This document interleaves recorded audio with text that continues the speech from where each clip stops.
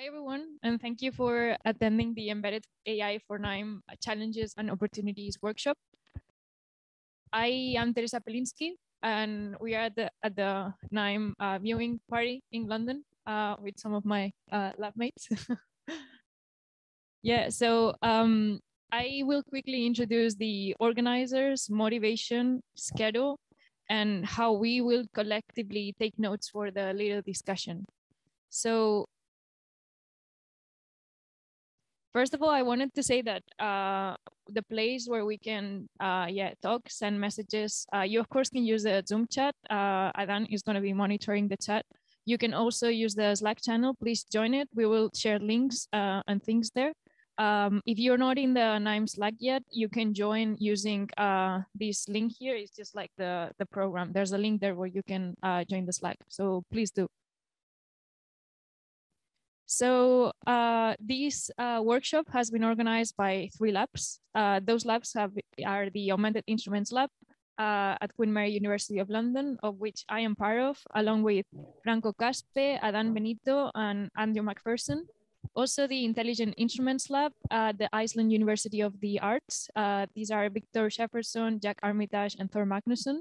And also the Experimental Music Technologies Lab at the University of Sussex, who are Steve Simons and Chris Kiefer that are here today. And we also have an invited speaker who is Rebecca Fiebrink from the Creative Computing Institute at the University of the Arts in London.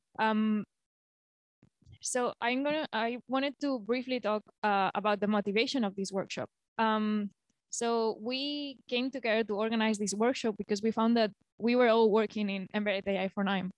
And we found that there's lots of resources in embedded systems and Nime, or Nime and artificial intelligence, or embedded systems and artificial intelligence.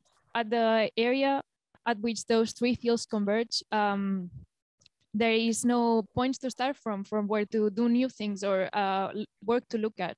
Also, for example, there's very salient properties or very stringent requirements of some of these fields that make them incompatible for some of the work in those race areas. So for example, lots of embedded AI relies on querying models that are in a cluster, and the latency that this entails makes it unsuitable for lots of Nime applications. So this makes this workshop relevant, and being here together to talk about this is relevant, so we can find those common points to talk about these things. And more specifically, we would like to articulate the challenges and opportunities of using embedded AI in the context of Nime, critically discuss the use of embedded AI for musical expression, and finally, forge a community of embedded AI practitioners. So a place where we can talk about what we're working on, maybe share some compiled versions of things, and share some things we've been working on. And hopefully this workshop is the start of that. Here's the schedule for today. We welcome you to join us in the second session as well, later today from 7 to 10 UK times. We will have 2 keynotes. Keynotes are 15 minutes time plus 5 minutes questions. And then we will have the talks that are 10 minutes talk, 5 minutes questions. And finally, we will have a discussion. And you can find the program in our website. And I wanted to mention how we are going to collectively just collectively take notes and questions and comments that we would want to discuss later. I encourage you to use the Padlets that we have prepared. The link should be in the Slack, in the workshop channel. I think you can also post anonymously if you prefer it.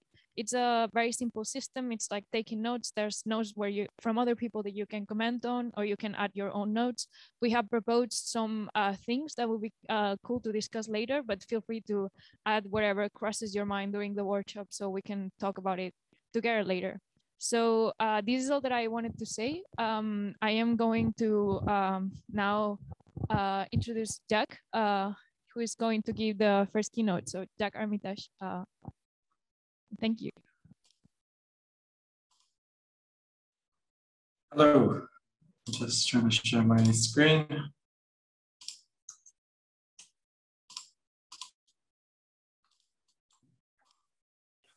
Yeah, hi. Thank you everyone for joining us today for this workshop. on embedded AI for now.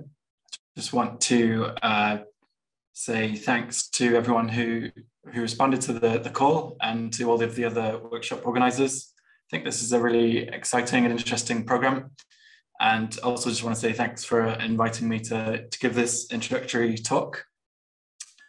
In our proposal, we highlighted 4 different aims that we wanted to try and investigate with this workshop. And my talk is going to discuss point number 4, critical approaches on the use of embedded AI for musical expression. And as the title suggests, I'm going to talk about ethics, culture, and invention as they relate to this topic. And, you know, we've called this workshop Challenges and Opportunities, and, you know, why discuss culture and ethics right now when all of the challenges and opportunities seem to be technical at the outset of this field? Well, I think there's a couple of good reasons to bring up these issues now. First of all, I think there's been a lot of really interesting discourse in Nime in the last few years on cultural and ethical issues, and I think it would be great for this subfield, if it does become that, to learn from and integrate these findings. And second, I think there's the potential for a lot of new issues to come into the Nime space from the field of AI that it would be great to become familiar with. And finally, I think establishing research community values is something that's much easier to do from the beginning than in retrospect. So hopefully by considering these issues now, that can inspire and inform our work and how we work together. So as Teresa mentioned in the introduction, there's kind of 3 areas that we're all interested in here. And from a cultural and ethical issues perspective, I think it's interesting to wonder whether each of these disciplines has separate issues, or whether these are actually just the same issues presenting differently. And as there's been a lot of discourse in each of these areas, how do we make progress in each of them cumulative as we look to this new subdiscipline?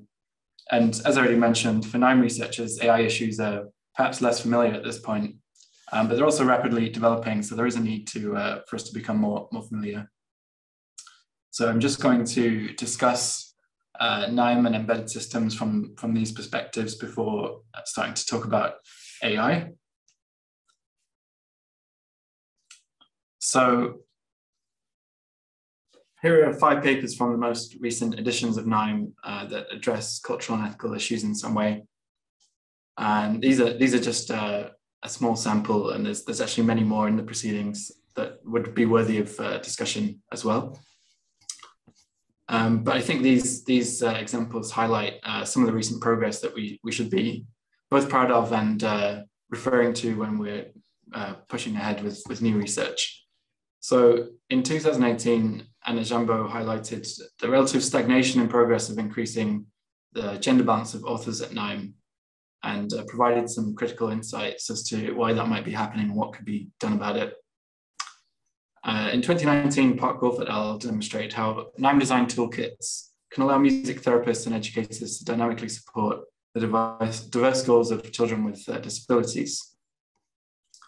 In 2020, Moriali et al. Brought to our attention problematic currents in Nime, such as techno-solutionism, and offered practical suggestions for Nime researchers to scrutinize their work more deeply.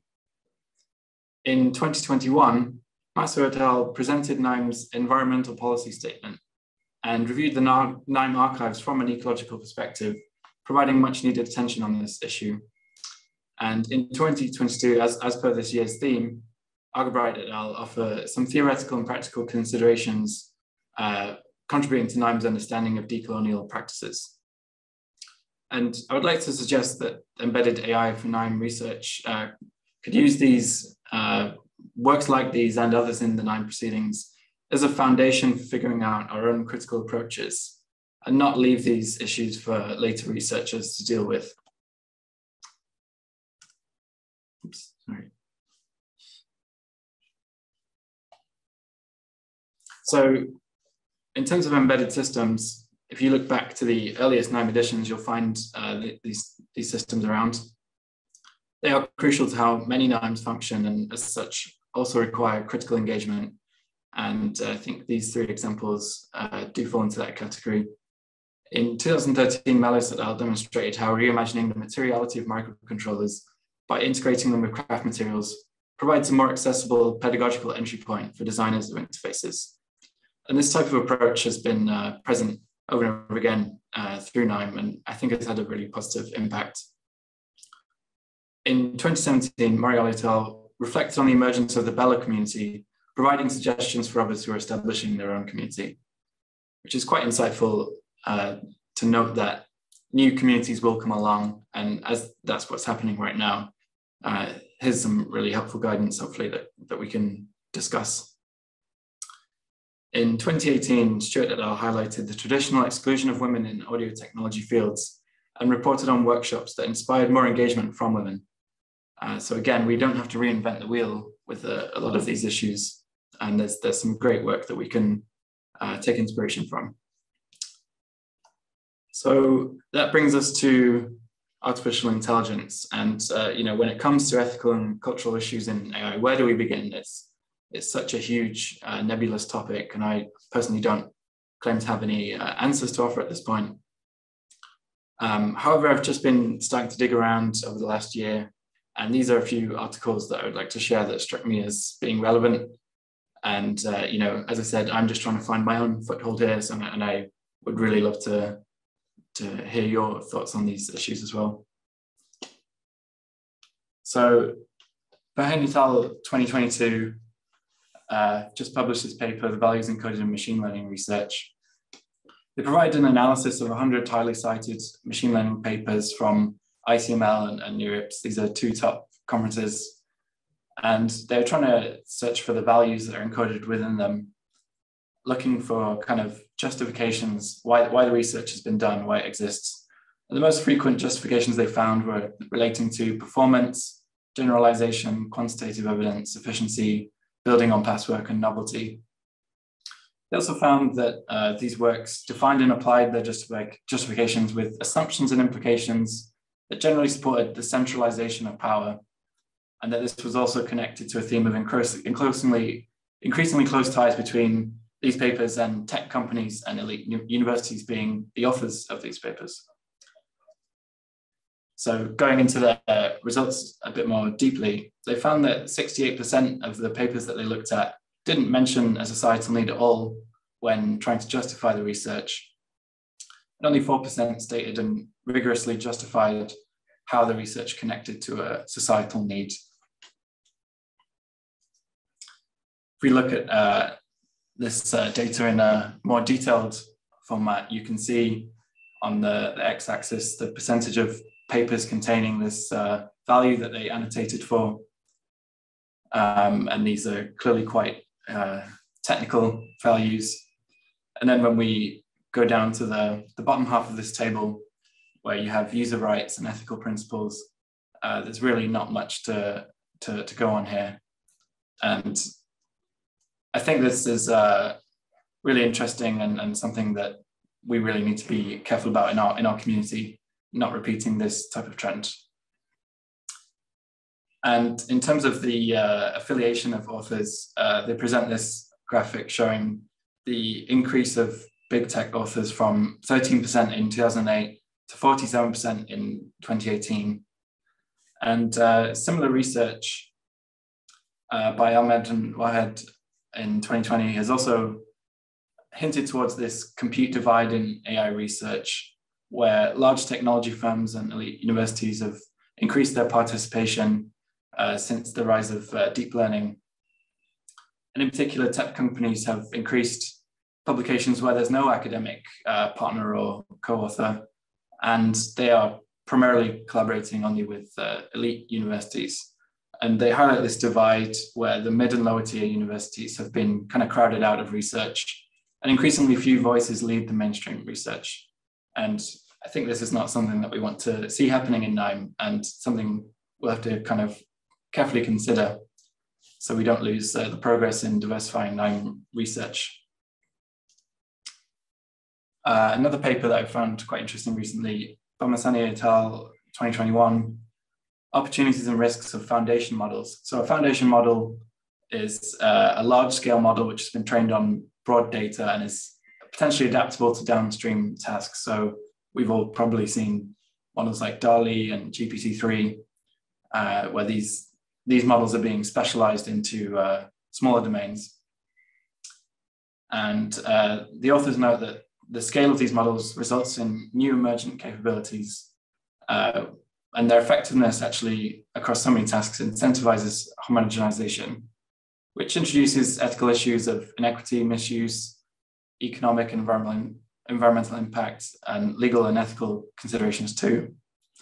There's also a lack of clear understanding of how these models actually work, how they fail, what they're even capable of due to these properties being emergent. And we've probably all seen a diagram like this showing how the training data and the modeler diversity and the architecture and objectives can all introduce biases that are intrinsic to this foundation model.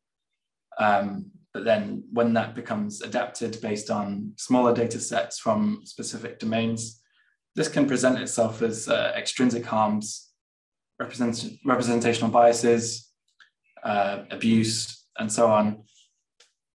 So I think the question here is, even though these models might be technologically attractive, in a Nime context, what are these intrinsic biases that might be introduced, and what extrinsic harms might be inflicted on end users?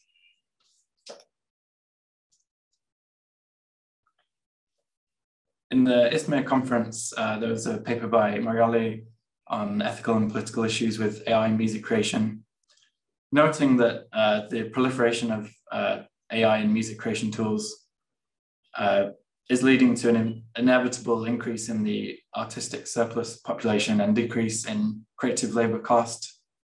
And there's sort of ideologies that are coming with that, which the paper talks about in terms of neo-colonial practices. And I think there's a possibility that similar exploitation could occur if, for example, embedded AI for Nime research is studying or collecting data on music performance and then using that to, in a way, reduce the need for performing musicians to be active and in professional careers being paid. And then just from a psychological perspective, in our lab, we're starting to try and run studies where there is some sort of AI present in the instrument's behavior. And I found this paper by Shank et al. On people's emotions when perceiving mind in AI to be interesting, showing how more extreme mind perception and emotional responses can be produced, particularly when humans and AIs are in reciprocal social roles and where there's some sort of anthropomorphic quality to the AI. And I think there's a risk here that Nime study participants or even Nime performers have psychological and emotional welfare risks if these emotional and mind perception responses are indeed so extreme. So that's a short survey of some of the, concerns that I've been thinking about lately. And I think just trying to turn that back to a slightly more positive note towards the end as we then look forward to the upcoming talks. So, what can the inventors of embedded AI for Nime do to kind of address some of these issues? And I noticed Christian Steinmetz posted this GitHub repo of AI audio startups recently, and just made me wonder if, what if someone did an analysis of all of these companies and tried to uncover what the values are there that are encoded in them and any potential intrinsic biases and extrinsic harms. And, would such a work actually be helpful for researchers in our field to then use the same analytical tools to reflect on our own work? And also just from the perspective of invention, this is an oft-used article by Bill Buxton talking about the artist spec. And Bill Buxton is a UX designer who spent a lot of time in different industries involving UX design, but actually began in music. In this short article, he talks about the skills of the artist that are different from those of, say, an accountant. But then he talks about the kind of similarity between the tools used by Disney feature animators and accountants. And I think, again, as we're adapting tools from AI for creative purposes, this is, again, kind of a concern that requires some creative invention. And Bill Buxton talks about the artist spec comparing to a standard spec and a military spec, and saying how the artist spec is the most important and the hardest, but if you could nail that, then everything else was easy. So that's quite an inspiring viewpoint. But I think for us, what is the artistic spec for the embedded AI Nime designer or performer indeed? And from my own work, I can say that I've found it really inspiring to look at craft literature and materiality to try and escape from our screen and keyboard dominated tool landscape. So I can personally vouch for that approach. And then just a final few additional suggestions, maybe on top of the ones that I've just given. Something I've been wondering about lately is, we've had Nime workshops in the past about the possibility of Nime Hub, and I think there's a workshop this year about Nime archiving. And it got me wondering about whether there could be an embedded AI kind of Nime commons where data, models, and even compute could be shared, again, to kind of distribute the resources among researchers internationally and try to keep a more even playing field in this field. I think there's a lot of really interesting AI hardware coming out, but I do see a lot of it being quite proprietary and locked down. I think, again, something to be wary of. And finally, there's kind of an interesting potential, I think, in the combination of embedded systems and AI for Nime, in that embedded systems are necessarily going to feature less complex systems or AI systems or models than that we're used to with kind of cloud-based models. And perhaps these simpler AI models have more potential for being interpretable and explainable. So I think that's a really promising area for research going forward. And that concludes my brief survey. And I'm really looking forward to your responses to anything that I've brought up, and really looking forward to the rest of the workshop. So thank you very much.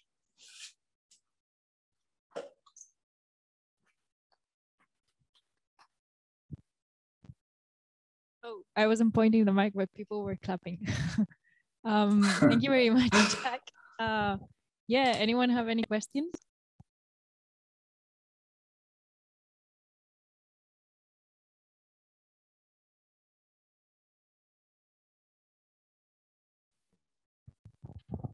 I have a question. Oh. Hey, Hanoi. Sorry, I feel like I stole the mic from someone in Teresa's feed. Sorry, we're just trialing this pass the mic around in this room kind of thing. So sorry for the slowness. I was just going to ask a general question. That was really an interesting talk, Jack. Thanks so much. Should we just throw the whole thing out? Why are we doing AI in the first place? Why are we all here? Are these biases and centralization of power so inherent in the technology that we as a Nime community ought to simply reject the technology to begin with? Provocation. Absolutely, that's my number one takeaway message. No, yeah, I think it is possible to become kind of overwrought with anxiety here, and I'm sorry if my talk led slightly in that direction. I have come off the back of reading Kate Crawford's Atlas of AI recently, so that might have something to do with it if anyone's come across that book.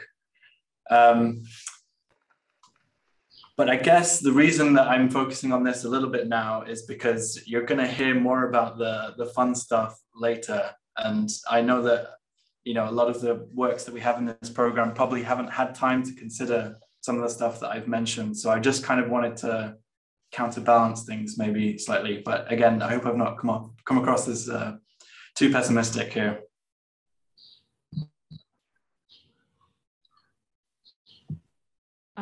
I think Hanoi, maybe that's a good time to ask your question. Yeah. So, hey, Jack, good to see you again. I'm really curious. You brought up the analysis of, you know, like what were the key considerations in machine learning papers, and I totally agree, you know, with those findings. I'm kind of curious, like from your perspective, do those, you know, the Nime community and music technology also is like a very technologically driven community. Do you see overlaps from your vantage point of sort of the pure machine learning space kind of just literally having the same distribution with like a music technology space, which is, you know, like derived from that body of work, essentially? Thanks, Hanoi. Yeah, it's a really interesting question. And I'm slightly afraid off the top of my head of just rattling something off, but I think there is, you know, one way you could respond to that paper is by saying that not every paper has to deal with every issue. And I do slightly sympathize with that perspective. But then again, that has to be kind of weighed up against the real harms that we're seeing in the world today. I think in terms of Nime, I've probably done this as well. You know, there's a tendency to just be like, hey, we're doing music, we're the good guys, you know. But as some of the earlier Nime papers that I highlighted kind of show, you know, but maybe that's not enough. But I would be really interested to see such an analysis and a comparison. And I think that's a wonderful idea. Yeah. Well, thank you very much, Jack. I think we should move to the next keynote by Rebecca. I saw Rebecca was in the meeting. I'm not sure if I should. Hey, I'm here. Can you share the video or should I share it? I can share it if you give me just a moment. Yeah, perfect. Thank you. Hi, I'm Rebecca Fiebrink, and I'm going to be talking about some unconventional considerations that arise when we think about embedded AI in the Nime space. I'll start, though, by trying to characterize the conventional story about why we might use embedded AI and what the challenges and ways to address those challenges are. So first of all, why AI? In just about any non-creative context, this answer boils down to, well, AI and especially machine learning allows us to do decision-making, prediction, and analysis just more accurately than if we were trying to build these computational systems through other means. So success in many of these contexts really boils down to, are we making accurate models? Especially, are we making models that can perform accurately in more complex real-world environments? For instance, if we've got a face tracker running on a phone, is it accurately identifying or tracking faces of lots of different types of people in different environments, even when they look different from the data in the training set? And furthermore, do these models run efficiently on embedded devices? The main mechanisms for pursuing success are deep learning, right? We can make much more accurate models. We can release pre-trained models that might be a one-size-fits-all face tracker that just runs nicely on anyone's device, or maybe releasing models that are fine-tunable by developers aiming at very specific application contexts. Of course, we've got techniques like distillation, lots of emphasis on these clever techniques to make models run more efficiently. And furthermore, people thinking about how do you make APIs for developers when we assume that they might be running these models on mobile devices or other embedded systems.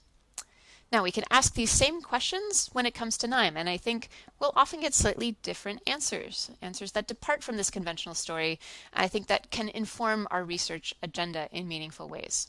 So starting with why AI for Nime, or why embedded AI for Nime as well.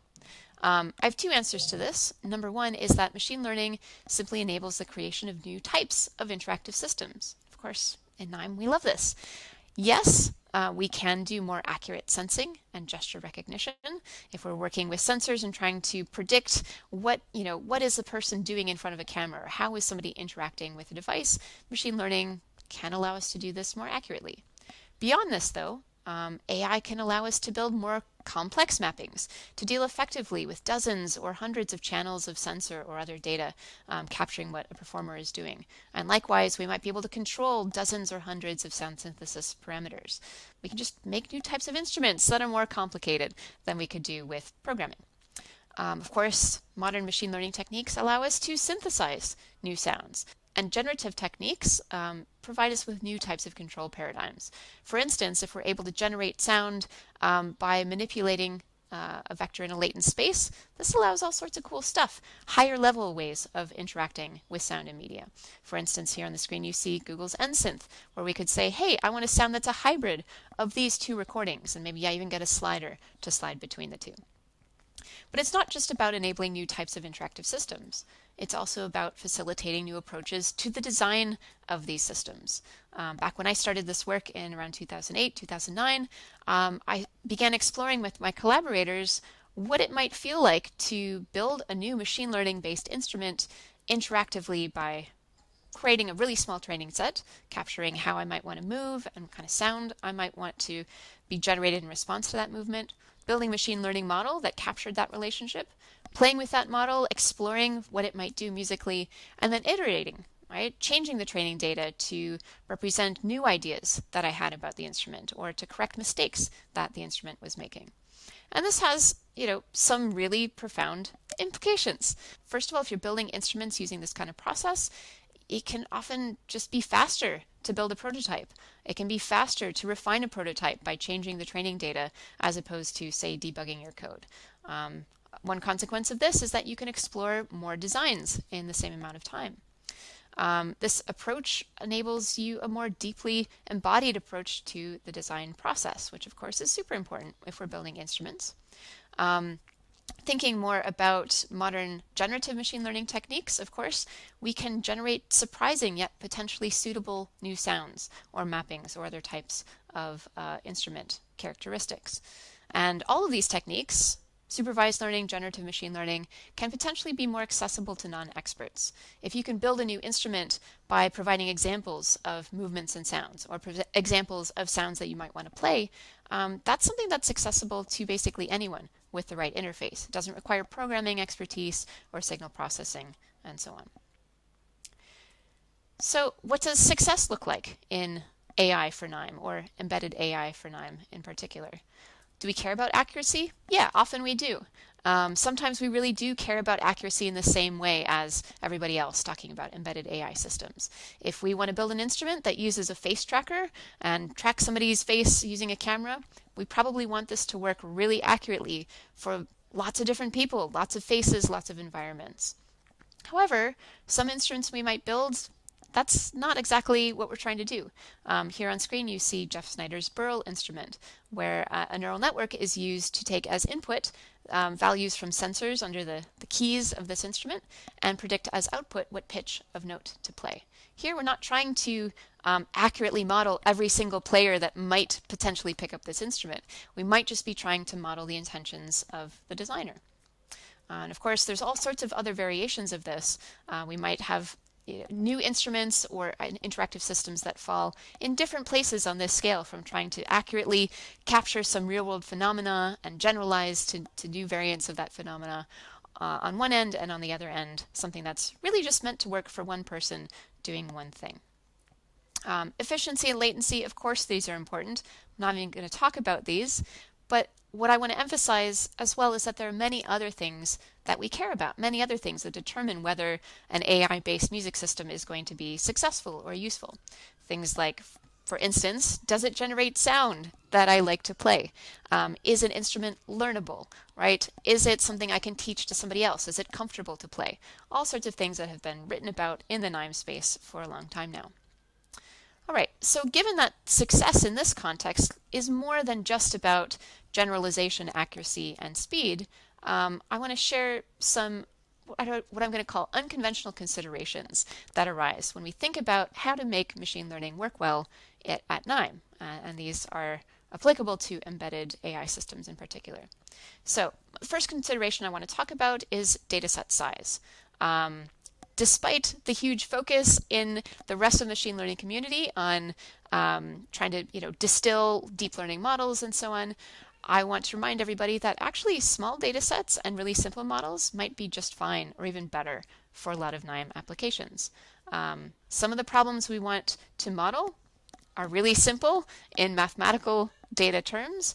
Predicting what note to play based on where my fingers are on some sensors, yeah, that's pretty simple. I don't need thousands of examples. I might need a dozen. System creators might have a lot of control over the training data. We might not have a lot of noise or error in these examples the way we might in other contexts, for instance. As I mentioned, we might not need to generalize to widely varying contexts. Sourcing small data sets is less work, so if we're able to use a machine learning algorithm like a nearest neighbor classifier or a one hidden layer neural network, actually that's a win for us because we don't have to get as much data. And furthermore, big data sets may just not exist for many important applications. I want to show you a quick video clip from some work by my postdoc, Gabriele Vigliansoni. This is called RVAE. It's a variational autoencoder that generates rhythms. And here, as he mouses around the screen, you're going to hear generation from different latent vectors. Now, Gabriele is really interested in generating rhythms that have commonalities with rhythms of African and Latin American musical cultures. And it turns out that for lots of different types of music, we're not able to get really, really giant data sets of the scale that you would need if you were going to create, say, an OpenAI jukebox style application. If we proceed with the assumption that only big data sets are useful for machine learning, we actually end up really only being able to reproduce the kinds of music that we, see in large quantities on the internet, for instance. And there's all sorts of problems with that. So RVAE, you can train it with about a dozen examples and get some really nice results. Here's some examples of the sound.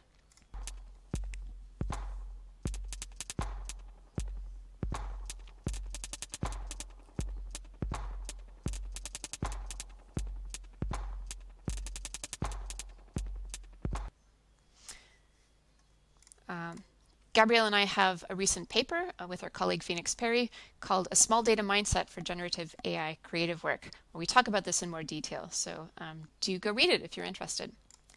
The second consideration I want to talk about is that we might often want to do real-time training. Again, this isn't an emphasis in more conventional embedded AI work, but whether you are training an instrument on the fly in a performance or just doing training as part of your design process, actually the speed with which this happens is really important. Interactive machine learning, of course, is the term that's used for this sort of iterative process that I've mentioned, where we might be providing data, building a model, playing with that model, and then changing the data. This is embedded in all sorts of machine learning tools used at Nime now. And this is really useful if we want someone to be able to build their own instrument or interaction from scratch. And of course, this approach often uses small data sets and simple models as well, making real-time training feasible even on really low resource hardware. The third consideration I want to call your attention to is that we might not even want to do any real-time model running. Again, this is such a research focus in a lot of the embedded AI community more broadly, but sometimes in music we can get around this by just being a little bit clever. Back to NSynth, for instance, they have a hardware version of NSynth, which you can build yourself.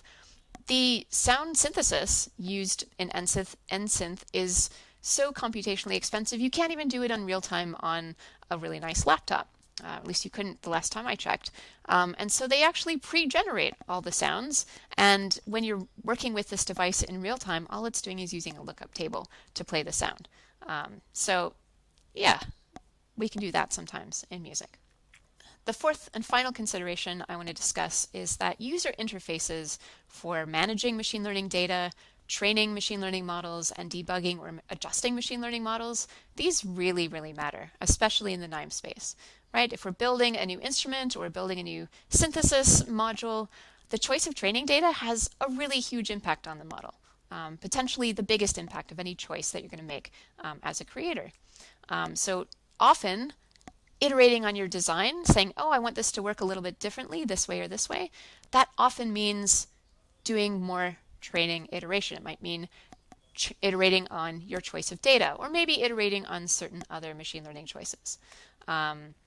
And often in embedded systems, as well as other types of sort of complicated hardware systems, we are collecting data using one technique in one environment. We're training in another programming language in another environment. We're using, trained models, running them in real time somewhere else. This not only slows things down, but it really impacts on our ability to think and work as designers, not to mention imposing constraints on what we can do real time in performance. So my approach is currently to say, ideally, we want to be collecting data in the context of use, performing training and iteration in that same context. And this comes in part from a project I've been working on for a few years now called InteractML.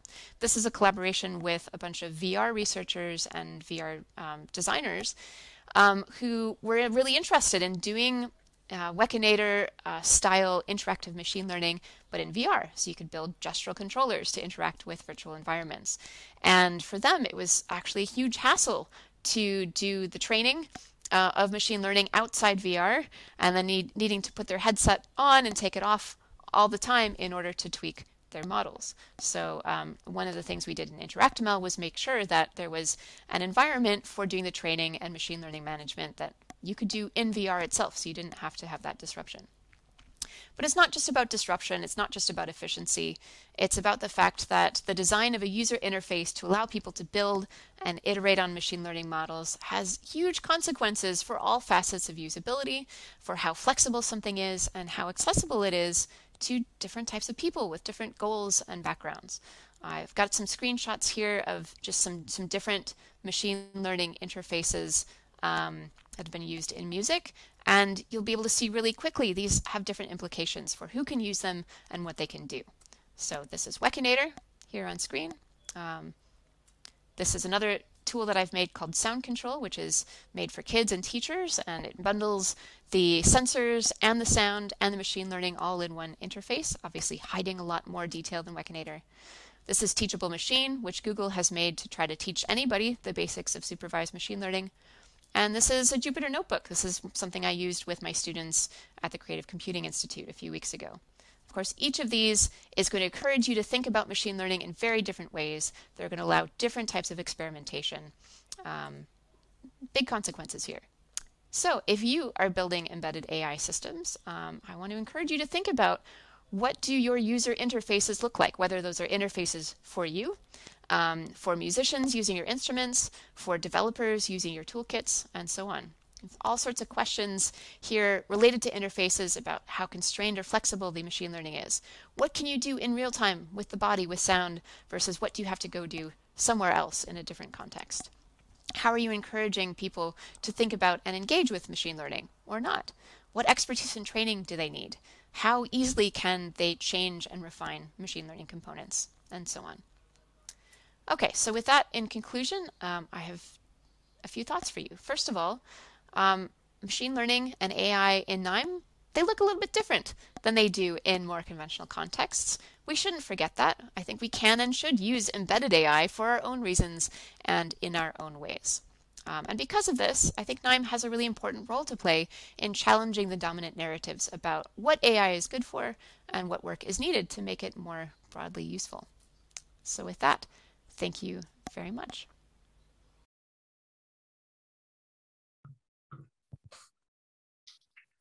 Right.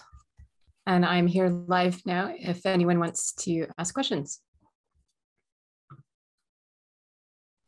There's no questions in the chat, but I actually do have one. I mean, it's really interesting how you presented kind of the work that has been done within Nime on embedded AI, the interfaces that are available, and also this kind of like alternate view. And my question is, with such an heterogeneous kind of framework that we find right now, and different levels of expertise and different knowledge that needs to come together to be able to start putting these tools. How do you envision we can kind of like get to the starting point? Or is there one starting point? Is there many starting points for people that actually want to do the AI and Nime and embedded AI in Nime? Or yeah, I think there are many starting points. I hope there are always many starting points, because I would like this to be a community where people from very different backgrounds with very different ideas about, for instance, what is AI good for, can come together and build things together and explore these questions together. I really like Jack's idea of sort of embedded AI Nime hub, for instance, where people can more effectively share resources. I guess in some of the motivation for my talk is to warn people away from buying into the stories that we get told from big tech companies and from NeurIPS and from the media about, what is AI? What's the right way to do AI? Obviously, a lot of that is relevant to us. We need to learn from it and build on it, and also question it. Again, I think Jack just gave a really excellent talk about that. But I think when it comes to even the really, super practical issues about what are we going to build, how are we thinking about the value of our work, it really helps to shake ourselves and say, remember, we're not NeurIPS here. What should we be doing differently? What else should we be thinking of? And again, I think there's a lot of value for people coming from very different perspectives in answering that question in our community.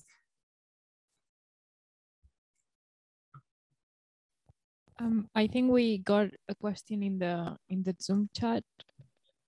Okay, yeah, I see Andrew Brown's question. I also see Hanoi has a hand up. So Andrew asked, can you say a bit more about techniques for using small data effectively for ML?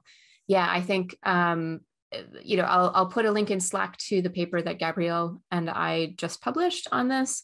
I think there's a set of techniques. Some of the techniques that I mentioned in my talk are ones that I've been using in a lot of different research projects, including Wekinator, InteractML, Sound Control. And there, a lot of it is like, number one, let's use techniques sometimes like nearest neighbor that prefer overfitting, which is very counterintuitive, but it turns out if you have somebody generating or curating data that is a really reliable producer of data and is essentially treating data as an interface for communicating their goals to a model, then you don't want something that aggressively tries to generalize and not overfit, because the experience of that as a human designer is that the model is like not listening to you and it's not following your instructions. So that's, one set of techniques. Obviously, we've got, a growing list of examples of ways to do fine tuning and other types of transfer learning on foundation models and other sorts of big deep learning models. Jack again made some reference to some fantastic work that's critiqued those, and I think that's important to keep in mind that there are opportunities there to work more effectively with small data, but also you're not necessarily effectively addressing bias or environmental impact or some of the other issues that come up in those models. And honestly, on top of that, the only thing I'd also throw out there is it can be worth just, trying things that, the textbook would tell you are wrong. For instance, like Gabrielle's variational audio encoder, nobody in their right mind would say, oh yeah, you should train this with like a couple dozen examples. It actually turns out for the musical applications in which Gabrielle is working with, it works really well and it's a really nice performance tool. So there's lots of examples like that in people's practice. And I think Hanoi's hand was up. Yeah.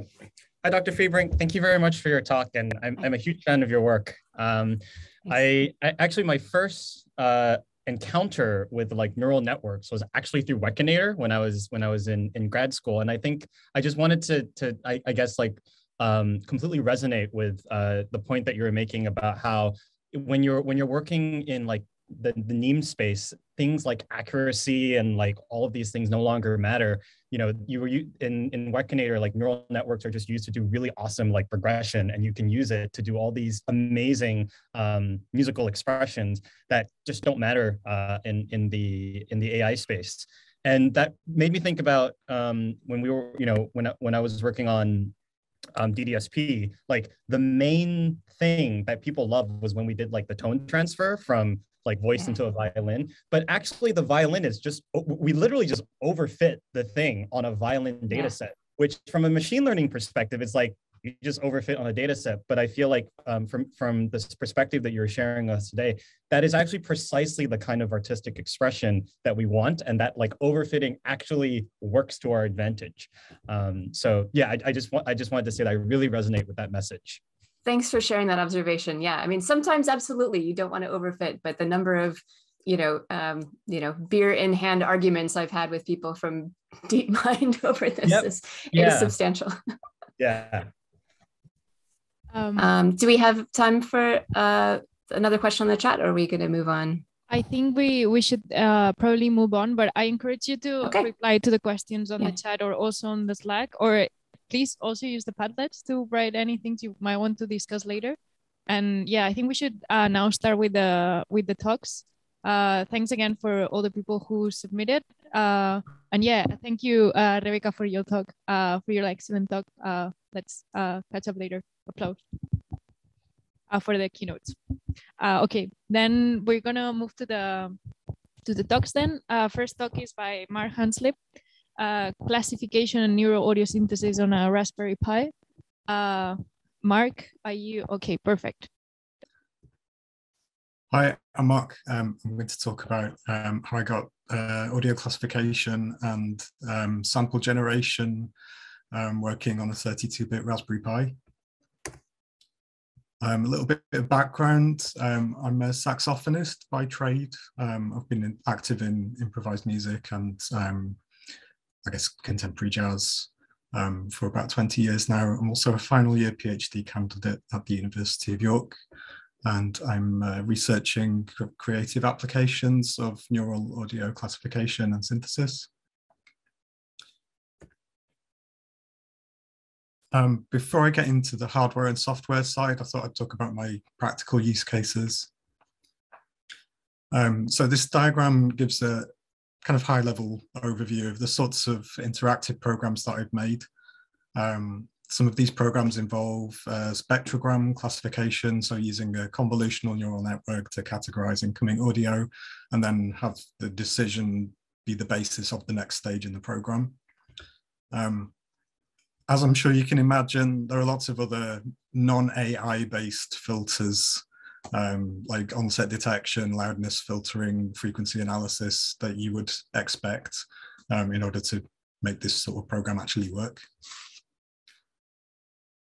At first, I was using these pipelines as the basis for interactions with real-time effects in Super Collider and sample triggering. So that was my first use case.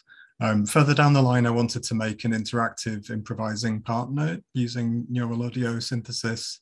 And for that, I trained sample RNN and waveGAN models on data sets that I made. And what I found was that while I really enjoyed the kind of weirdness of the sample RNN outputs, and I really enjoyed playing with them, sample RNN doesn't generate samples quickly enough for kind of real-time-ish applications for on-the-fly sample generation. And that was something that I really wanted to get working. So similar to something that Rebecca talked about, those samples had to be pre-generated and then concatenated using a lookup table. Whereas waveGAN actually generates samples very quickly. The process of passing a noise vector to a trained waveGAN generator and then rendering the samples and playing them back is trivially fast. It happens in milliseconds. Plus, I really like this idea of having a trained AI kind of loaded into memory, just waiting to be prompted, or multiple trained models sitting in memory. And waveGAN is I would say an underrated model for that sort of application for real-time interaction. I've put together a little medley of sound files just so you can hear these systems being used in practice. These are 3 different pieces, just extracts bundled together.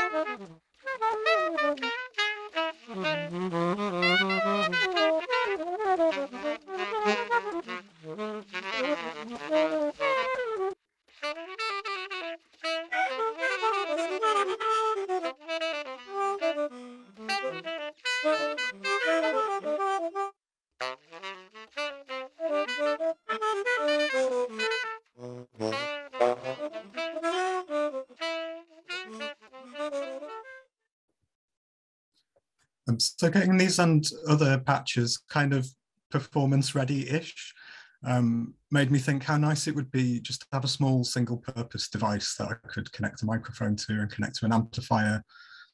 I'm also a big fan of embedded hardware. I enjoy a Raspberry Pi project as much as the next person. So trying to get these systems working on a Raspberry Pi seemed like a natural choice. The Pi's a good choice for machine learning projects as well because of their processing power, and they have a decent amount of RAM these days. For audio interfacing, I chose the Pi Sound interface.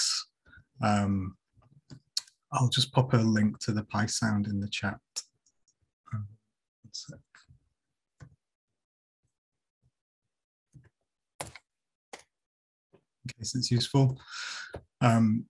I chose the Pi Sound partly because some friends recommended it. They'd had some success with it on a remote jamming project built on top of the Jack Trip project.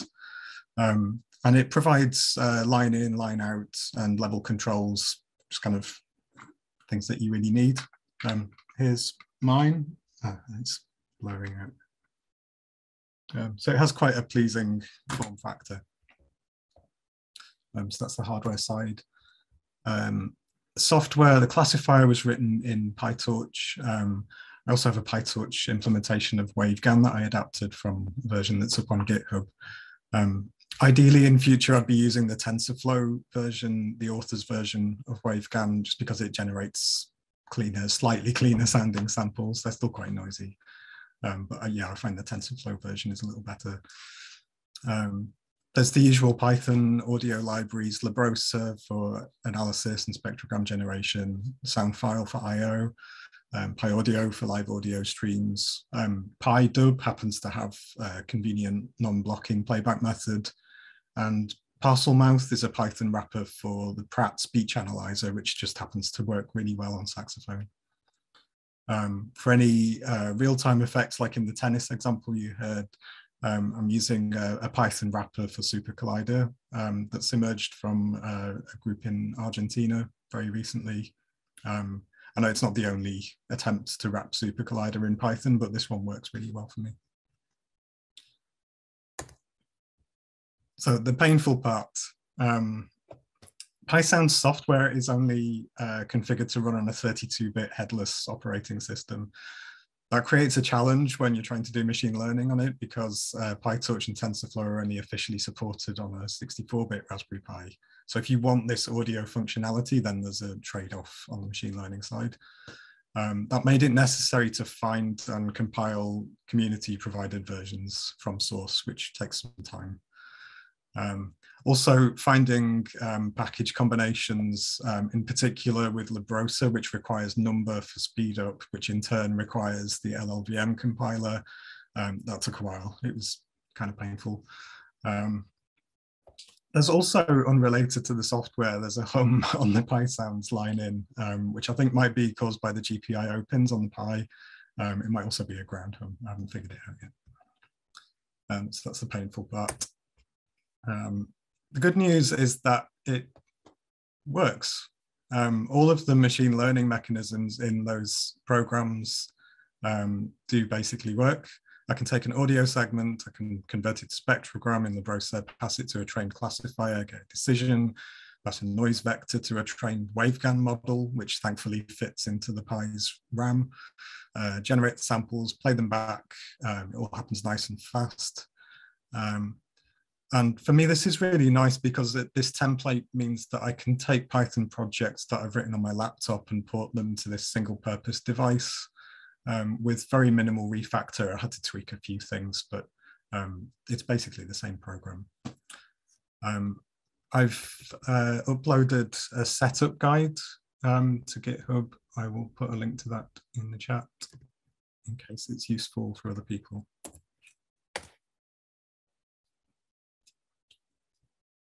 And that's my talk. Hi, thank you very much. Thank you very much for a very interesting presentation. Also, it's great to see stuff working. I can imagine it was painful. So yeah, does anyone have any questions?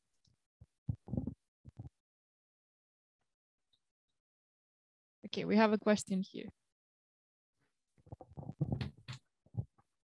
Hi, thank you so much for the presentation.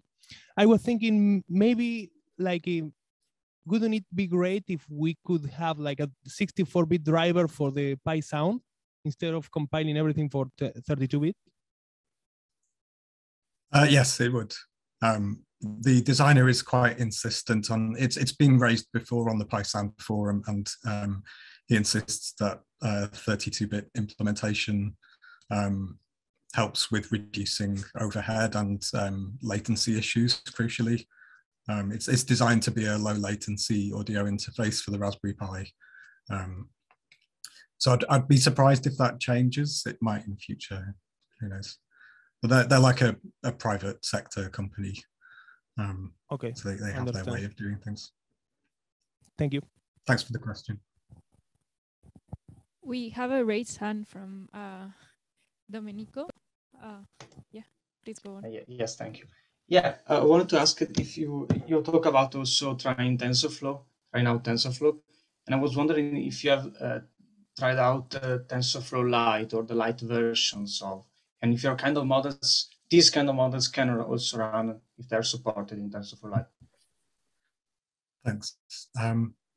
So I haven't tried TensorFlow Lite. When I looked into it, it kind of seemed like it would be a little bit of a pain and very kind of C++y, which is not my strongest suit.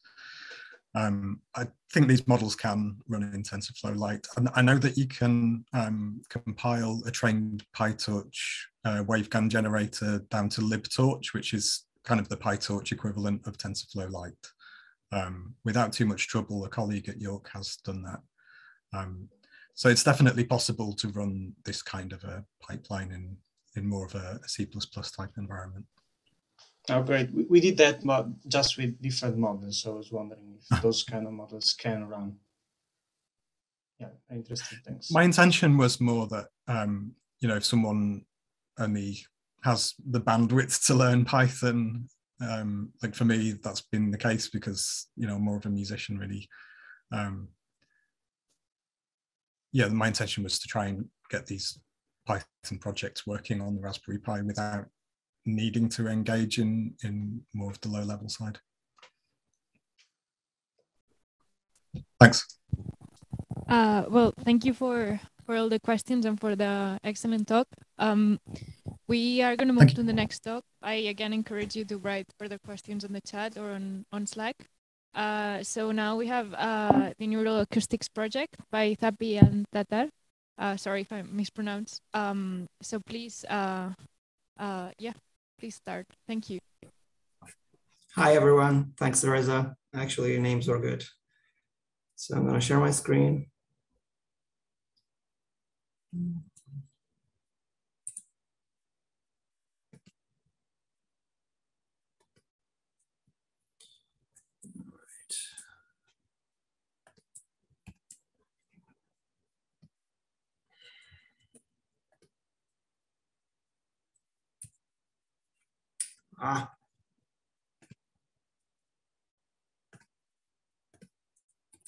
All right.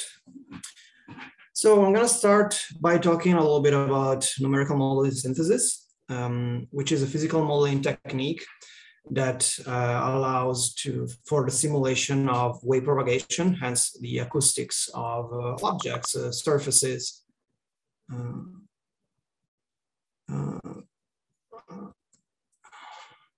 And underlying the simulations, typically there is a solution, the numerical solution of a set of equations, typically stemming from the classic acoustic wave equation that you see here. We think this type of synthesis is very exciting and offers very new perspectives on the design of embedded musical instruments. And this means that with this, we mean the solution of these models running in real time on an embedded platform. And in practical terms, this means that we can inject an excitation into the system, and the output of the solver is a simulation of how waves propagate across all the body of this virtual instrument that is represented by the model. And then we can sample an arbitrary location on the domain and get that as the audio output of our embedded device. One of the interesting things about these models is that they are very parametric. So there are many parameters that we can tweak to modify how the virtual instrument that we are simulating is actually behaving acoustically and mechanically. Moving to an embedded scenario, we can control in real time all these parameters with input devices and sensors to control and modify the behavior of the instrument, changing, for example, its material, its shape, but also transition into a completely different instrument or behavior. And we can also move around the excitation point and the virtual microphone. And a further very exciting opportunity consists of sampling other portions of the domain and using those waves to excite in real-time vibrotactile devices or haptic devices, or even creating interesting feedback loops. And this allows us to create sensory experiences that are very similar to the ones that we have when we play acoustic or electric instruments. Some examples of recent embedded DMIs running numerical modeling synthesis are the DAYS.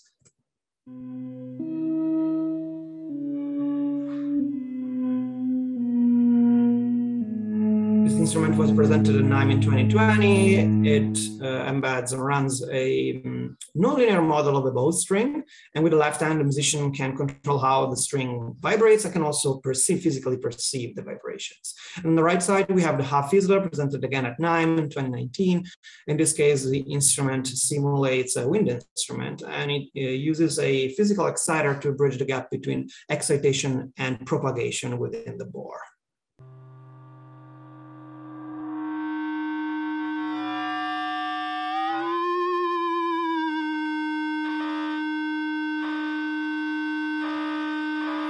The designs of these instruments are pretty neat, and they show off the capabilities of a numerical modeling synthesis when running on embedded devices. But these models come with a cost. They're extremely heavy computationally speaking, and this doesn't line up very well with the computational limits of embedded architectures, embedded systems that derive from the CPUs and the processors that they mount.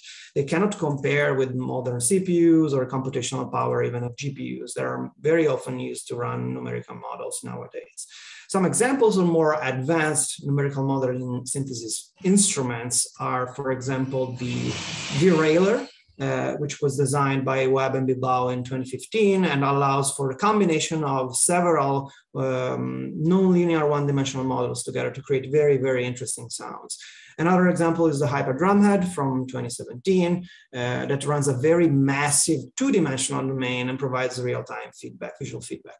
So these type of instruments really cannot run on embedded devices. They need either very strong, very powerful CPUs or even GPUs. So our idea here is to propose a new pipeline for the design of embedded instruments that rely on numerical modeling synthesis. And our idea is to swap numerical models with neural networks. And here comes the, let's say, AI part of our talk. And that's why we call this project Neuralacoustics. We want to gather large number of example outputs from numerical models and use them to train neural networks, so that when these neural networks are excited with a certain input, they will respond more or less like a numerical model would respond, but with the main difference that the neural network would be much more lightweight. It will be just an approximation of the numerical solution. By doing so, it will be possible to deploy these pre-trained neural models on embedded hardware and basically make use of all the goodies that are available on these devices. So how do we get there? We just started this journey. So this is just an introduction to the project. And we are focusing right now on the first two steps of this pipeline, which is basically data gathering and training. So I'm gonna switch to some kind of real-time demo. We have this GitHub repo with a PyTorch project that will go public very soon, in which, first of all, we are gathering different numerical models in here that exemplify the acoustic behavior of a variety of instruments. Right now, we have only 4 models, and they focus on very simple scenarios, mainly 2D instruments like drum skins or very simple thin plates. The idea, of course, to have more and more models. I have a local copy of this repo, and I can show you how to generate a data set using one of these numerical models. We can use a configuration file here and go down to the dataset generation section where we can select the numerical model we want to use. In this case, I highlighted numerical model 3. So if I go here in my file system under numerical models number 3, it comes with a configuration file which explains what it is. Flat percussion instrument. Basically, a random impulse is generated and placed somewhere on the surface of the instrument. So in here, we can select the number of data points that we want to generate, which means the number of simulations, the size of the domain, in this case is a square domain, and number of steps, which is basically the duration of each simulation. There is also this dry run flag that allows me to generate a single simulation and see in real time the result. So if I like it, then I can generate the whole data set. And this is what I'm gonna do. I'm gonna run a first dry run and generate a data set using model 3, running this simple script. Let's see, all right. Here we go, we can see that the impulse was placed randomly close to a border, and then we see 10 steps, actually 20 steps of propagation in this 2D domain. If I like this, I can then go back here, put to 0 my flag, and actually generate the data set. The output says that the data set is called dataset number 5, saved in my datasets folder, and contains all the points that I requested.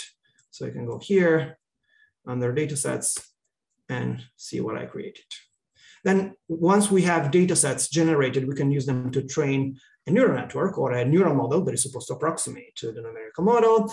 And in this case, I'm not gonna train anything, it's gonna take a long time, but I'm gonna simply show you some of the parameters on the configuration file under this training section here. We can select, of course, the data set that we want to use. If I want to use the one that I just created, I want to set it to 5.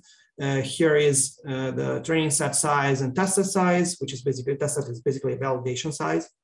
The number of simulation steps that the network expects as input, and the number of outputs, which is basically the prediction. So the next time step will be the prediction of our model. And then a bunch of other parameters I'm gonna omit for time's sake. One important one is the epochs, so how long my training will go for. Once we have a trained model, we can evaluate it. Unfortunately, our evaluation script is still in the making, but I'm gonna run it. It cannot be controlled via the configuration script, but I can, of course, configure it from within the script itself. So I'm gonna load a pre-trained model that I trained yesterday. Took several hours, but it behaves quite well. And I'm gonna choose a data set, in particular dataset 2, to create both some inputs to feed the model with, and some ground truth that will be visualized alongside the output of the neural model. And this will be repeated for 10 times. So I can go here and this time run my evaluation script. And we should see side by side prediction and ground truth for 10 steps. And as I said, they look pretty alike. The model has a very low loss. If you want to challenge a little bit the model, we can use a different data set that contains data that are different than the ones that it was trained with, different in the sense that it contains more time steps. The model was trained with 10 time steps, and here we are asking the model to go on for 60 time steps, so something that it has never done. And we'll see that in this case, the similarity will be a little less good, especially around the wavefronts. So after around 10 time steps, we can see some discrepancies. You can see here that at the bottom, the wavefront looks a little bit different. And the longer we run the model, the more differences. So the idea is to, I think you got a point here. The idea is to generate these models, these neural models, and then deploy them when we are satisfied with their result, deploy them on embedded hardware, possibly using libtorch, which is something that was mentioned also in the previous talk. And that's all. It was very compressed, I'm sorry, and it's just a starting point of our project. Happy to take any question.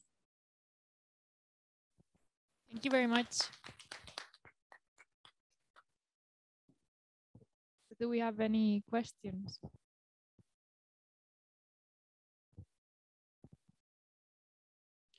I have a question. Yes, go on, Rodrigo. Hello. First of all, I have to say it's an amazing project. I think several of us here at the university are doing something very similar. I wanted to ask, does your framework mostly focuses on surrogate modeling, or do you also use some kind of different loss terms like self-supervised loss instead of producing something with numerical methods, like using some terms from the equation itself to self-supervise? Well, we are not ready to answer these questions because right now we are basically built everything around a single network, a single approach. The idea is to, let's say, allow for any kind of exploration. Right now, it's very, very simple, very straightforward. Kıvanç, do you want to add anything about this, about the future plans? So I don't think we delved into looking into different loss functions, but I remember there were some specifics where we were including certain terms to the loss function, but they were not in relation to the actual formula, actual differential equation. It was more specific to the loss functions in relation to the network type. So that's still we are still training different loss terms, I should say. So there's no conclusion there yet. Thank you very much.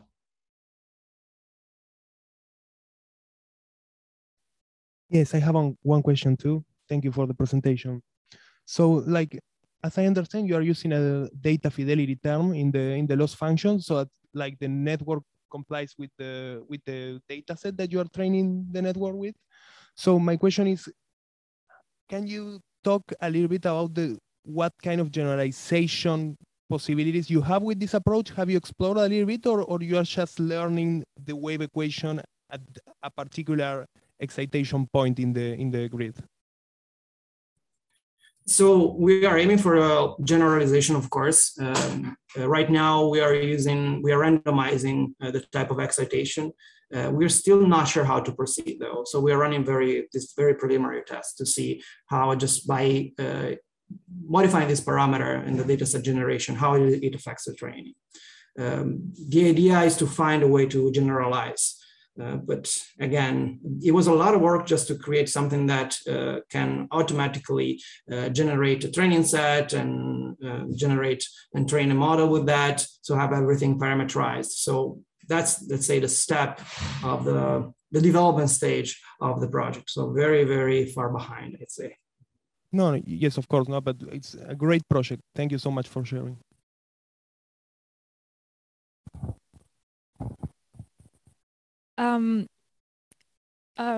We should probably leave the other questions you might have for the chat or for the Slack channel.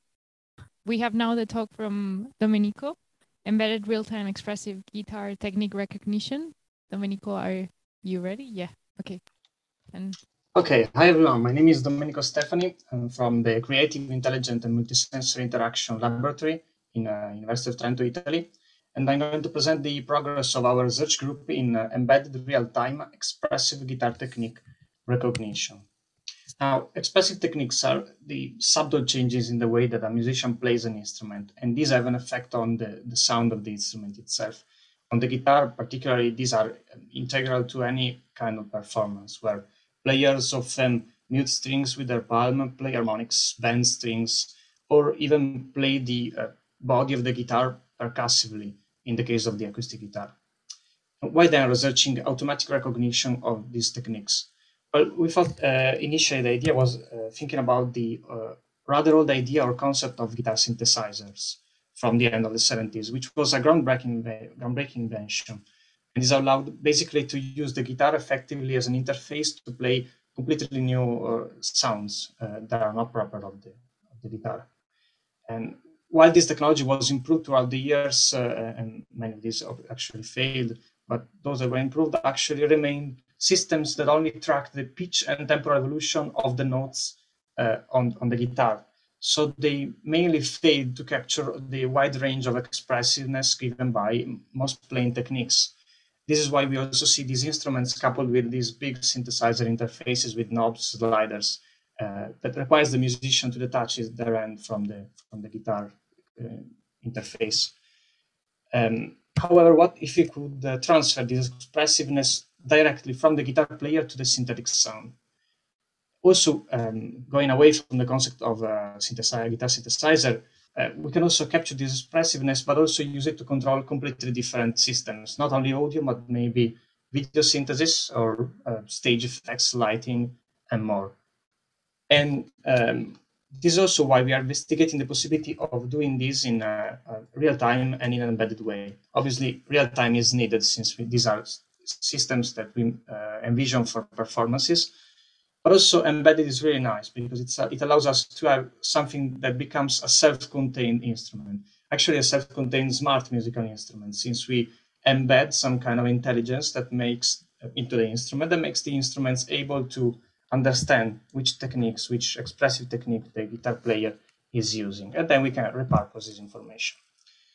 Both real-time and embedded actually come with their own set of challenges. When we analyze the signal from the guitar, obviously what we would like to have is at point A, which is the onset of a note, the beginning, we would like already to have the information about which technique is used. But obviously in real time, we only have information about the past. So what we actually need to do is to introduce some latency by waiting up to a point B and gathering a part of the audio signal to then do our analysis.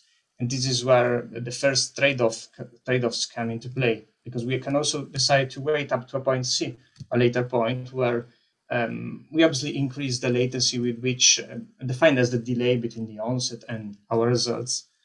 We increase this latency, but also we get a wider window of analysis from the signal, which can result, and most of the time results in a better accuracy of recognition or retrieval. But also when we decide for one of these points, we also have to consider that then we need to process the signal. And this is where embedded systems and also kind of algorithms that we use come into play. This, as I said, this depends on the kind of algorithms that we use to process this signal. We can use DSP, or we can use more conventional machine learning, such as KNN algorithms, support vector machines, or we can go to the generally heavier, computational heavier, or but most times also more accurate deep learning neural networks. This also depends on where we run these algorithms. We can go from laptops or big desktop computers which are quite accurate and quite powerful, down to, but those cannot be embedded into musical instruments. And we can go down to microcontrollers, such as the Arduinos and small microcontrollers, which are low power, can be embedded inside the instruments, but then it's hard to run a complex model on those. What we did was, for our studies, to stop in the middle and get something that is a single board computer, in our case, the Raspberry Pi computer, which has a great mix of these capabilities and possibility of being embedded, and it's reasonably low power.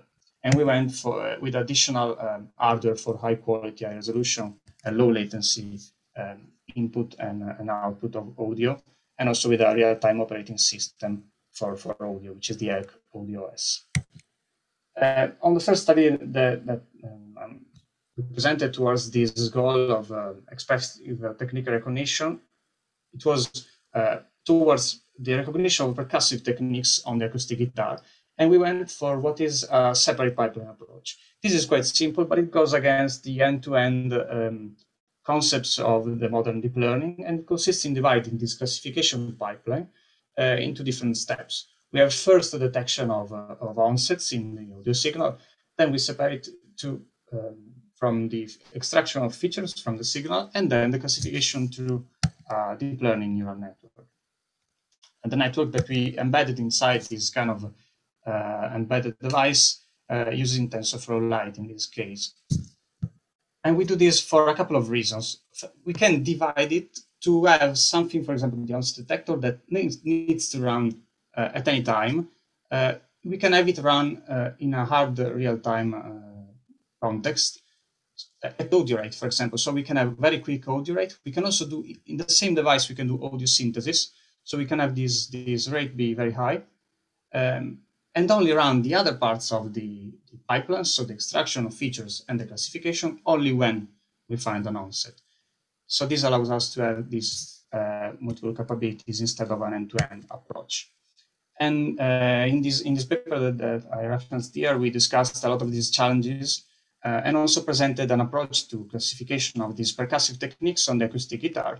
We reached our target latency of 30 milliseconds of classification between the onset and the results, with a high accuracy of 99% on this kind of percussive techniques. Obviously, we want then to improve these results. We want to get lower latency and then a better accuracy also with pitch techniques, so the generic pitch techniques played on the strings of the guitar. So we started improving the pipeline from the beginning. Starting from the onset detection, and we presented a work in which we optimized the parameters of an onset detector through an evolutionary algorithm, which basically treats the values for the parameters of an algorithm as individuals of a population, which is evolved throughout generations in a way that is similar to natural evolution. So we evaluate how fit each solution is for the problem, and then we select which ones are the best, we mutate them, we do crossover with the best solution, and we go to improve this. And we were able to improve our onset detectors, not only in terms of the accuracy, but also in terms of the latency of detection of the onset and the variability of this latency to better align the feature extraction windows. And we were able to draw these graphs where we can find the trade-offs that are better for our task. And we found also that this, improving the first part of the pipeline, improved a lot the accuracy of the classification, which is the last step without touching it. And then on our most recent work, we compared embedded inference engines, where we thought the last part of the pipeline consisted in running a deep learning neural network on an embedded device along with everything else. And yes, we can change the model, we can optimize it, but does it make a difference when we use a different, not a framework, but an inference engine on these embedded devices?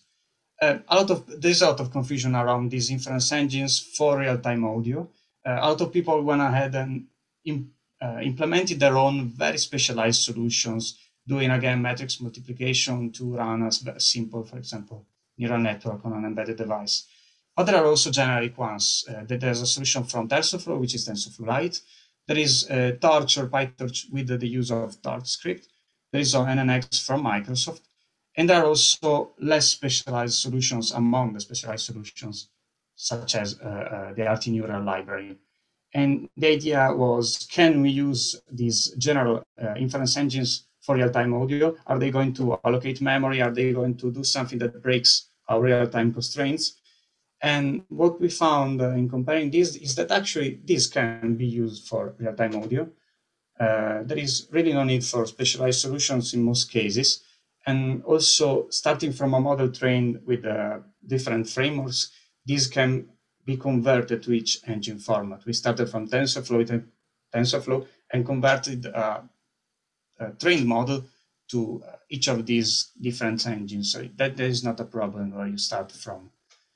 And we also found that TensorFlow Lite, NNX, and the more specialized RT-Neural were the quickest ones, with very, very similar execution time of models, which is really important in real time.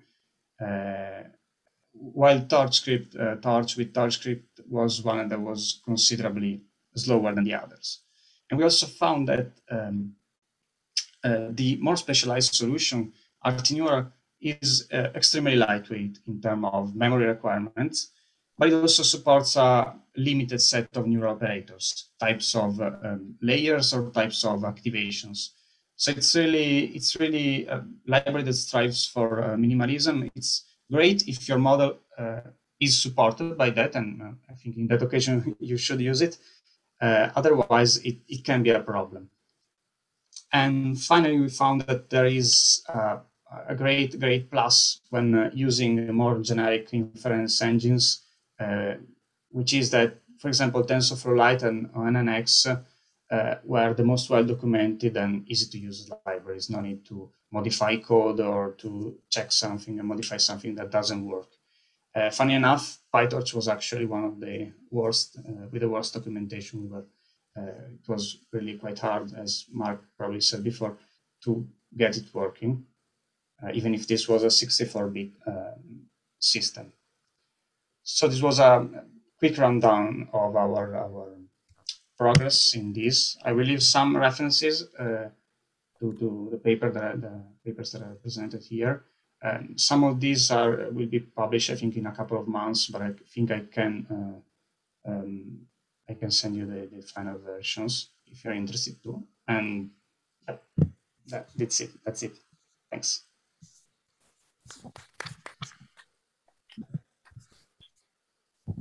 Very interesting work. Thanks a lot for your talk. Do we have any questions? I have a couple of questions, if you don't mind. I mean, actually going from the back, when you're talking about how like different inference engines can work for audio directly, is this like, have you tested this for this? Because right, you're using a convolutional neural network for classifying, as I understood. But there, and therefore, like maybe for a CNN, you don't need to allocate memory on the thread where you're running it, but maybe for other networks you will have to, depending on what you're looking at. Then there's other considerations of latency apart from just inference time that can be taken into account when you're building this kind of networks. And I was wondering, like how far have you gone with that work? Because it's not clear to me whether that was tested for this specific application or a few others. Yeah, thanks for your questions. It's great. We started from this problem and then tried to get as much as we could. We compared actually feed-forward neural networks, the basic blocks, and the idea is that we know that we are running the same model, same exact model, trained in the same way with the same weights on different. I guess there can be a kind of network that requires memory, but that in that case, a problem would be common to all the inference engines. So we had, I think, yeah, we had used 3 different models of different size, and we tried to compare them with all the inference engines. Sorry, I forgot one part of your question, which was... No, I mean, that was basically, yeah. For example, with TensorFlow and recurrent models, with TensorFlow Lite, I think you kind of allocate a pool of memory for it, but then that memory can expand, and I think that happens with other inference mm-hmm. Engines. Mm-hmm. I might be mistaken, but then, for example, if you were using something like RT-Neural, like that doesn't really happen. Like your resources are constrained to whatever you allocated, etc. But I mean, specific cases. And then I had there is a possibility. Yeah, but I mean, just wondering if you had considered that. And then if anyone has a question, I have another one. You go first, and then if there's time. Hi, thank you for the presentation. Hi. So my question is about the optimization approach that you used with the genetic algorithm. I'm not sure if you were optimizing the weights of a neural network or the amount of parameters of the neural network, like the shape. I'm interested about that. Yeah, thanks. Yeah, it was very quick. It's an entire paper, but then in 10 minutes, in 3 or 4. We used not a neural network, but a parametric onset detector.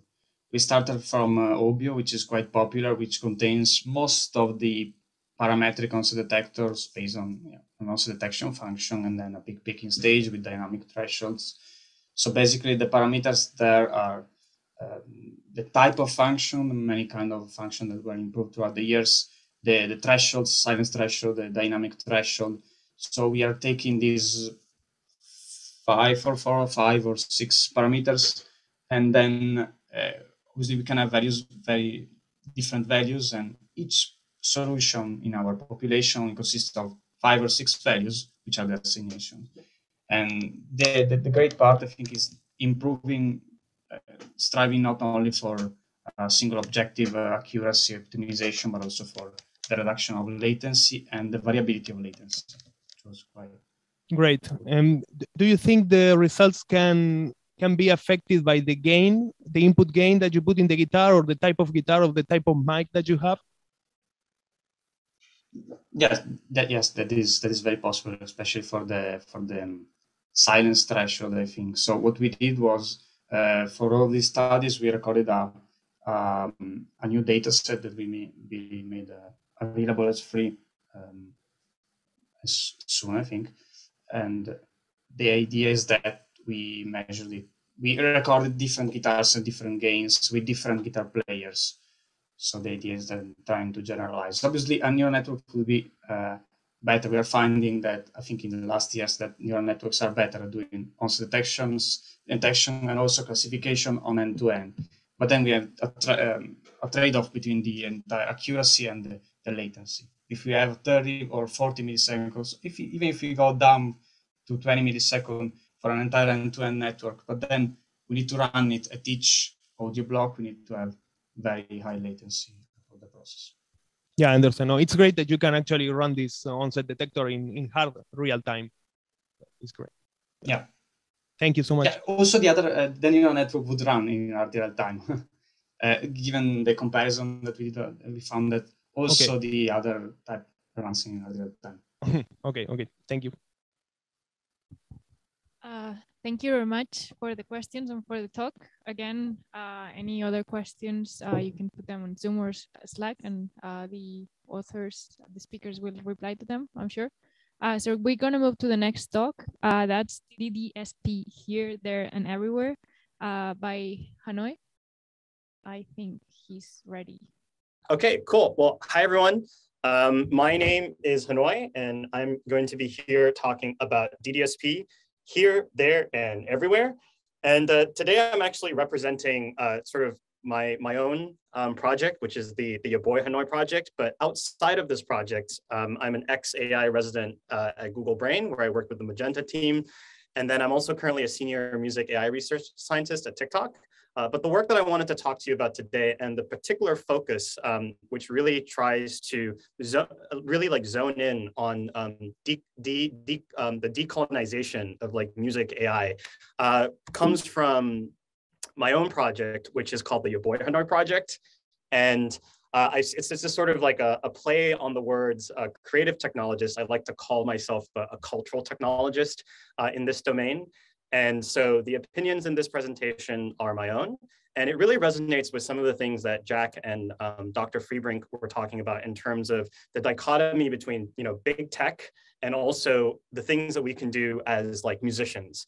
And a lot of this work that I'm going to talk about today is work that I did as part of large tech organizations, but also I draw a very, very distinct line with the work that I do as an individual, as a cultural technologist, engaging with how many of these real-time AI tools that I've developed can be used in the context of empowering music cultures, and especially music cultures from the Asia Pacific, and especially those from Southeast Asia, where I was born and raised. So I'm actually calling into this talk from Shanghai. So now I'm based in Shanghai and also in my hometown of Bangkok, Thailand. So for the first 5 minutes, I'm going to talk about DDSP. And here, there, everywhere is sort of a play on, in embedded devices, on your web, in distributed GPU clusters, but also everywhere in terms of across different musical cultures. And in the last 5 minutes, I want to critically engage with how we can use these technologies to empower culture. So without going into too much detail, you can go and read DDSP. The paper is out there. I'm one of the co-authors of the original system developed in 2020. It's an iClear paper, but the takeaway is that we basically combine modern machine learning with classical DSP. So you get all the power and expressiveness of a machine learning system, but you get all the benefits of the inductive biases of classical DSP, and you get the interpretability of DSP, and also you get to take advantage of the last 30 years of signal processing and sort of supercharge your machine learning models with a lot of these biases related to like oscillations and filters. What's been really exciting working on DDSP is that you can actually find it in many experiences on the internet. So it's an open source library.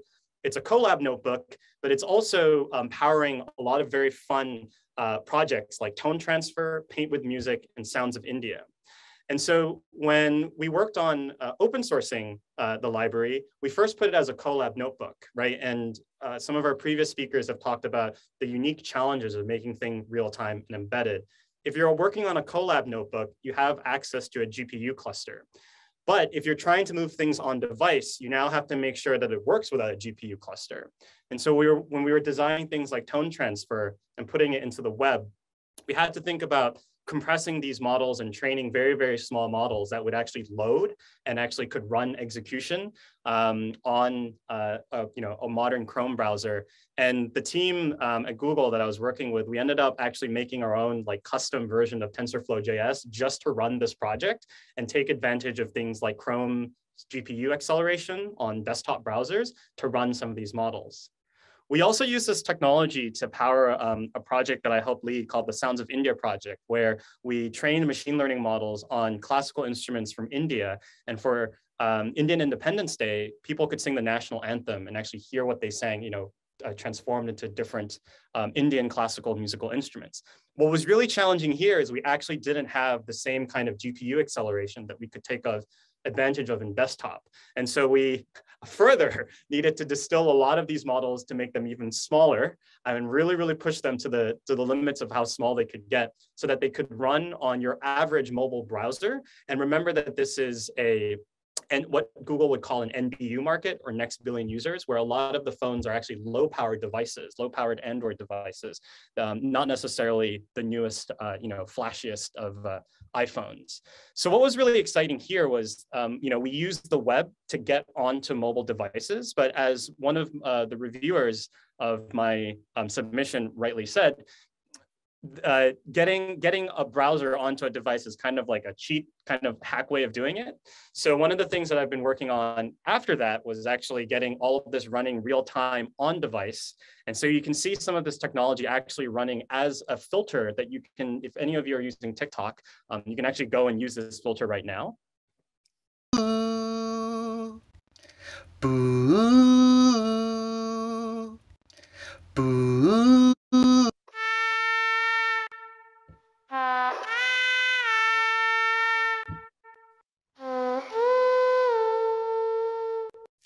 So it's really interesting when you try to get things running on device in real time inside of an application that has, billions and billions of users, is things that you didn't need to care about in the offline domain. Like, for example, what is the buffer size of the device that you're running on? What is the actual sample rate that your device is running on? You may have trained your model at 32K, 24K, but your device actually decides to run at 44.1K. How do you deal with these sample rate differences? Now becomes a very, very huge problem that you have to think about. I'm going to skip the next video. And I also worked on taking this technology and really pushing it to the extremes in the Morph plugin, which you can actually go ahead and download and try and play with right now. This is doing neural audio synthesis using the techniques that I was just talking about, but does it with low latency and at 48 kilohertz and does it in a DAW.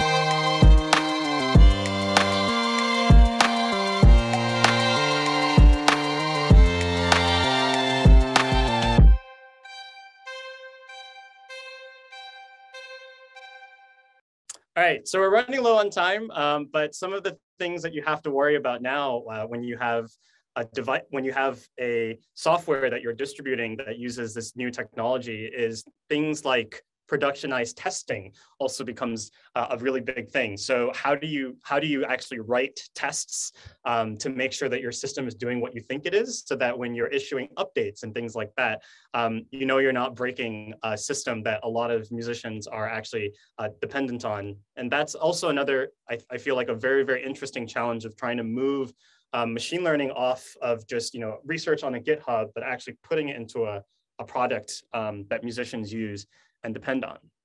All right, so next up, I want to talk about how we can take all of these technologies that I just talked about, but empowering culture.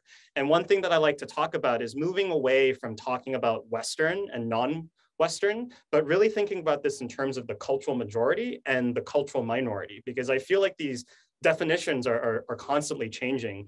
When I was based in the US, I was part of what would be considered the cultural minority, coming from Thailand, working on music from the Southeast Asia region, compared to most machine learning models, which are rooted in Western traditions like jazz and classical and Bach and pop. But I also have to acknowledge that when I'm in Thailand, for example, and actually giving this talk, I'm actually now back to being the cultural majority in Thailand, and actually cultural minorities refer to like the hill tribes of Thailand. And this realization was very important for me to realize that we need to be very wary of the shifting tradition, because if I forget that in Thailand, I'm actually a cultural majority in the context of Thailand, I will design a machine learning system that actually completely forgets about music from the hill tribes in northern Thailand. So that's kind of like a sort of a principle that I'd like to share with you that underpins a lot of the work that I do. Here's a particular short 2-minute video that I think encapsulates how we can take real-time machine learning in the audio domain and apply it to music from Southeast Asia. Hey, it's your boy Hanoi, and this is how to make AI-based music from Thailand.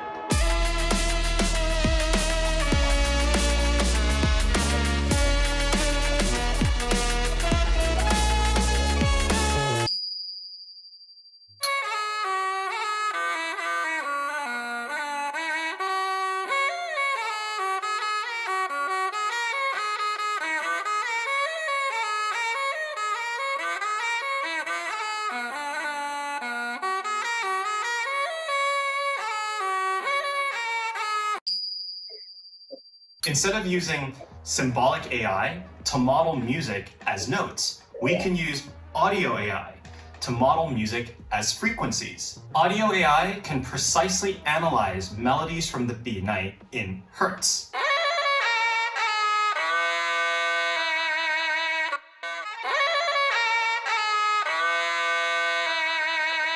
AI tools like Morph can re-render the precise pitch information from the beat into the sound of other instruments.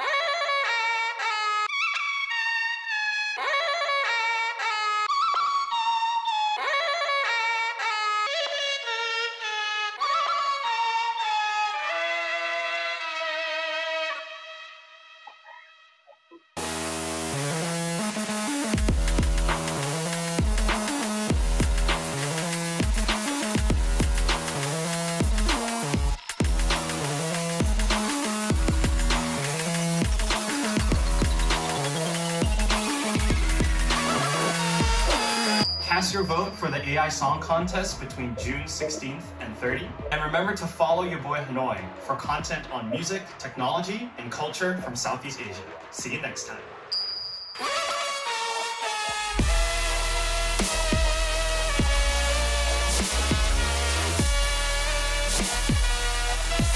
All right, so to finish off this presentation, hey, it's your boy.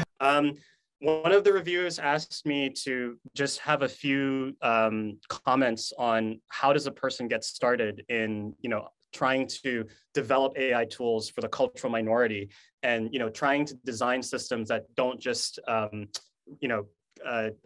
focus on the cultural majority. And this is a project that I did last year with a dance troupe called Kitboksip. It's a dance project that I was the creative director for, which you can go and check out outside. But I think it really comes down to two words, which is there is a way to both challenge and respect cultures at the same time through technology. And you're doing things right when you can think of it like food, essentially. So I like to use Thai food as an example. Everyone loves Thai food. This is Tom Yum Goong soup. And it doesn't matter. My personal perspective on this is that as a principle, it does, at the end of the day, culture is meant to be experienced. Culture is meant to be spoken. It's meant to be eaten. It's meant to be sung. It's meant to be heard. And so if the experience of the culture doesn't taste good, I don't care what your machine learning system was trained on. I don't care, if the JIT compiler was optimized to run on a particular device. It doesn't matter where, how the machine learning system was made or how it was implemented to work with a particular tuning system. If you eat it and it doesn't taste good, you need to go back to the drawing board. And that's sort of been a principle that I've used to really think about how to both challenge and respect culture at the same time when thinking about music AI. So if you're interested in these ideas, you can follow me on TikTok, Twitter, LinkedIn, and Instagram with your boy Hanoi. And also, if you liked some of the music that you just heard, that was my submission to the final round of the AI Song Contest, of which I'm one of the finalists. So please vote. There's another 2 days that you can vote. And yeah, I'm gonna leave the floor open for questions. Thank you very much.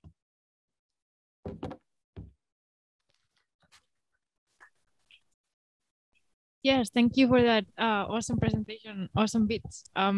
We have time for one question, and other questions we'll have to move them to the discussion. So yeah. Fantastic presentation. Thank you so much. I'm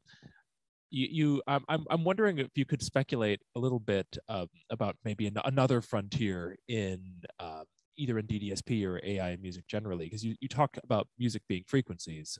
What about music being rhythms and transients? And I guess that relates to the idea that the Morph plugin was sort of everything but the drums. What about the drums? Yeah, that's a really good point. And right now, that's a limitation of the technology. Actually, DDSP at its core runs on, basically the machine learning system is outputting frames of instructions, which are then sort of interpolated into audio, right? So you're limited by essentially how many frames per second your model can actually do. And so transients is actually one of the things that technologically we haven't figured out yet.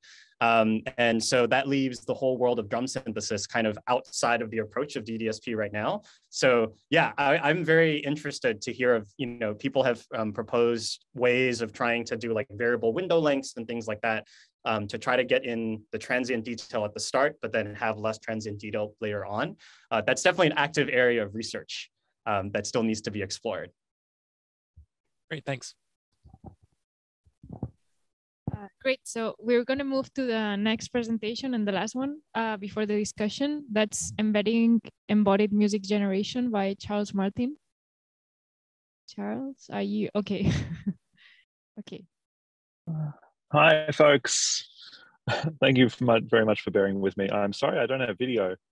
For various reasons, I'm sitting in my car in the middle of the night outside, so it's quite cold and I'm on 3G. So we're going to do this. It's workshops day, and I'm committed. The talks today have just been wonderful. What great ideas and contributions for everyone. Thank you to everyone else. Today I'm talking about embedded embodied music generation. I just want to acknowledge that I'm sitting on country of the First Nations people in Australia called the Ngunnawal or Ngambri people. An unceded land. Here in Australia, we have a difficult reconciliation process which is not resolved. This is what I'm talking about today. This little guy right here. It's a Raspberry Pi in a white plastic 3D printed box, and it has a little arm on the left and a little arm on the right. And you can see in this video that the little arm on the right is moving by itself, and that's because it is being controlled by a generative machine learning model that I designed. And this work, it extends some work that I presented at Nime in 2019. And I actually did a study following that, focused on this particular instrument. I published it in a journal article. And so I'm basically going to tell you about that journal article in Frontiers of AI. I haven't spoken about this work at a Nime venue, really.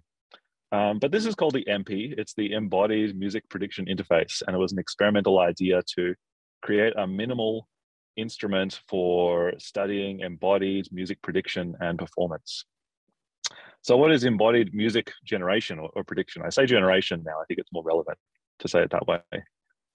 I think of often what people say when they do music generation in machine learning as note generation. They're generating symbolic notes or symbolic music, A, B, C, half note, quavers, etc. This is an abstract version of the sounds created by some musical instruments, and Hanoi is really motivated well why we say some musical instruments and cultures when we say these words. And I wanted to find this term embodied gesture generation, where instead of generating notes, we're generating the movements that a performer makes to operate a particular kind of musical instrument. So human movements are being generated rather than notes. And you could see that in some contexts, you could use one to do the other. If you could generate a human's movements to play the violin perfectly, then you could generate the notes or the sounds with a sufficiently advanced model. But this project explores embodied gesture generation in an improvised electronic music context. So I'm not working with violins. I'm not trying to create kind of standard music. I'm looking at more Nime-ly kind of musical styles. So what is this MP box, the little white plastic box? It's a Raspberry Pi in a little container with as much stuff as I could stuff in there to give it a little speaker, one single dimension of continuous input with one potentiometer, and one single dimension of continuous physical output with a little arm.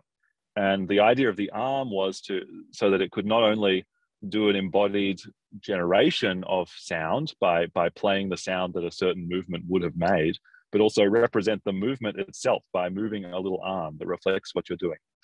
And the concept is that it contains a generative machine learning model that predicts the next movement and time, and it's set up in a kind of call and response or continuation kind of scenario. And my final dot point is that this is weird and confusing, but hopefully fun as a musical instrument. Very, very simple stuff. It's always hard to fit things in small boxes, and I tried to make it as small as possible to fit in. It seems like there's space there, but it really is smaller than it seems when you stuff that kind of stuff in there.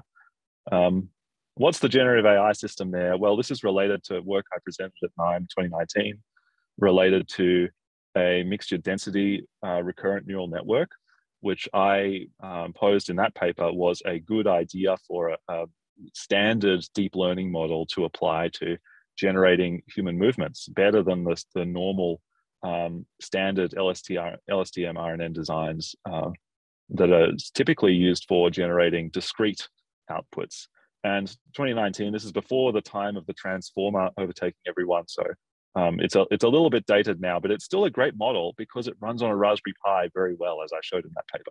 The specs of this are very basic. It's a very small LSTM, 2 32-unit layers, two-dimensional mixture density layer that just predicts the arm position and time.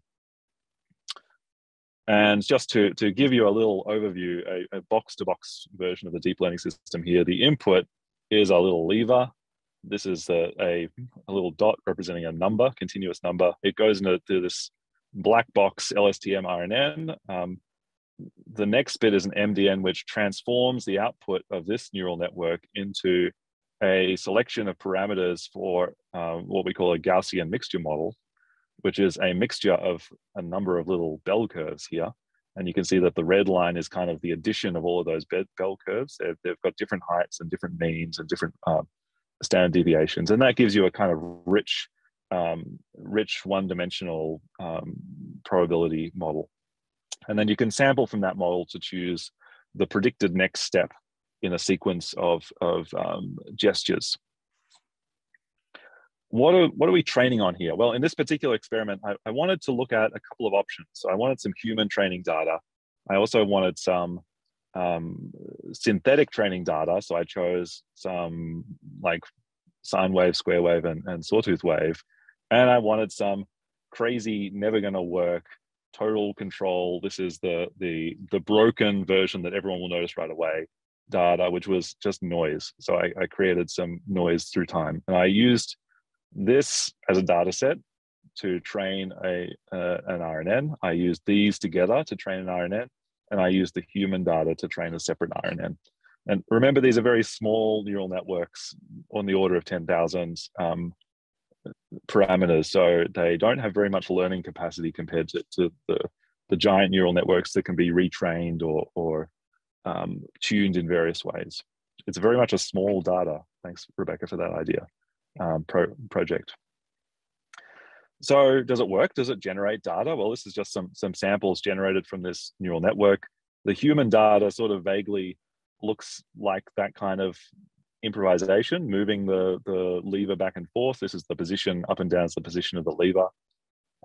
Sometimes it stops, sometimes it moves fast, sometimes it moves slow. The harmonic data, the different kinds of the waves, they were trained with different frequencies. So sometimes it slows right down, sometimes it's fast, sometimes it's in between.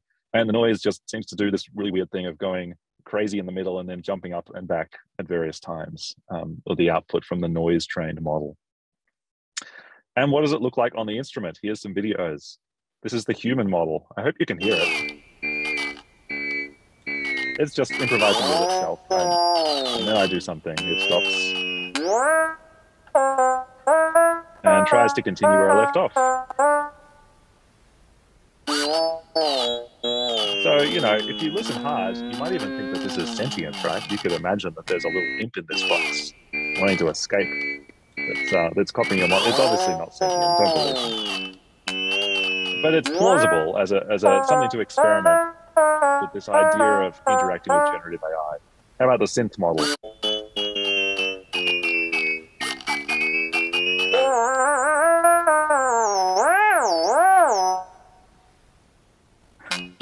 So it kind of copied me. I did something quick, and it does something quick. And here's the noise model. It just does its own thing. And no matter what you do, it just goes back to that same thing. And it's back.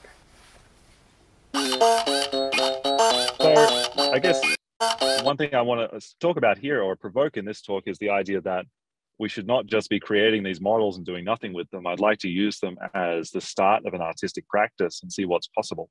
So for this particular study, I gathered some folks together and gave them this system and let them do 12 little improvisations with it to learn how it works and understand it and try out some artistic ideas. And the 12 factors were that whether the model had whether it was the human model, the synthetic model, or the noise model, or whether the motor was on or the motor was off. Actually, that's 6 factors, sorry. There's six test cases and 12 participants. So motor on, motor off with each of those 3 models. And I guess my hypothesis was that having the motor on might help understand the machine learning model in some way. And maybe that would be borne out in some survey data and discussions I had with the 12 improvisers. These were solo improvisations, just as in this picture, an improviser and a little white box, trying to figure out what it means. So what happened? I'm just showing you some random data right now. The first question is, did they understand the data? Did they feel it, or the output from the model, did they feel it was related? Did they feel it was high quality? Did they feel it was high creativity? Did they feel that they were influenced by the system, and that they feel that the system was influenced by them? Do they feel that the machine learning models enhanced their performance, and did they feel it enhanced their experience? I'm just going to run quickly because it's a workshop paper. I just want to talk about the outcomes. the outcome here was that the human model was rated as most related and the noise model was the least related. Well, that's fairly obvious. The human model was the most musically creative. The human model was the easiest to influence. But I guess one point is, like, the noise model here didn't do so badly in quality. Like, it's not through the floor and it's not too badly in creativity. I didn't tell them what it was, by the way. I just said that there was a machine learning model and that they had 3 different ones to try. So folks seem to like sometimes even like the noise model, which was really weird. The participants generally preferred human or synth, but not always. There were some folks who really got into that noise model and trying to figure out what it was. One other little point of data, I measured how long folks improvised with this system. Just they had a maximum of 5 minutes and I cut them off, but they were allowed to stop whenever they wanted. And with the human model, having the servo motor on, they tended to have a different range, a wider range of times. And that was the case with the human and synth models. With the noise model, if they had the motor on, they had a shorter range of time. So I guess I'm proposing from this result that perhaps when they saw the servo motor on, they realized how stupid that model was and didn't want to play with it anymore. But with the human and synth model, there were more ranges of performance lengths with the motor on because they felt that perhaps that model was more interesting or spoke to them more when the little arm was moving. They could really feel the embodied predictions in action. The takeaways here was that the physical representation of this embodied music idea could be a bit polarizing. It was a bit of an unusual idea. I know we don't see many motorized musical instruments like that. The performers definitely worked hard to understand and influence the machine learning model, and potentially constrained intelligent instruments could produce a compelling experience. Folks really got engaged with this, and there were lots of times that they went all the way to the 5-minute mark in those improvisations. This was only a short paper, so I want to wrap it up, but I just want to point out that I'm speaking about things that are already published. I'm certainly happy to have discussions about this and look at new projects, but this is work coming originally from Nime 2019, and then the journal article talking about this MP article, interface came out in 2020. So I'll say thanks, and I'm just going to mute myself because I've actually got to pick up my baby. So I'll have to say goodbye and maybe catch up in the chat later, folks. Thank you so much for listening. Thanks a lot. Yeah, very original work, very interesting. So since Charles has to leave, maybe let's keep those questions in the Slack. Yeah, and yeah, he'll reply to them later. So now we're gonna start with the discussion. I haven't been keeping up with the Padlets, but I see in a dance screen that there's lots of stuff going on. So I'm gonna, yeah, do you wanna? I mean, I don't mind either way. I mean, the idea for the discussion was that we had a few topics that we put on the Padlets that thought will be general to everyone. Like will be for all of us to start answering or to start discussing on, just to ignite a few things. But then Padlet exploded, and now we have many topics. Partially my fault, partially people's being engaged.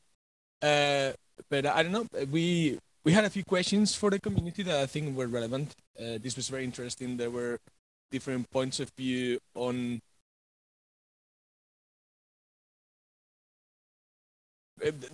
there was agreement on a few things, and there were like challenging comments. But basically, we try to put ourselves in the mindset of someone that has done a little bit of AI, has done a little bit of deep learning, maybe using frameworks that are available, that are accessible, or maybe they have gone like full on and they are like TensorFlow professionals. There are 9 practitioners that have this knowledge. There are 9 practitioners that have also meddled with embedded platforms, but really like the how to say, like there's so many frameworks, so many possibilities right now that we thought, okay, how can we actually start offering things that are relevant to Nime? So there were a few questions there, and one was like that I would like to throw on and see how people discuss about it.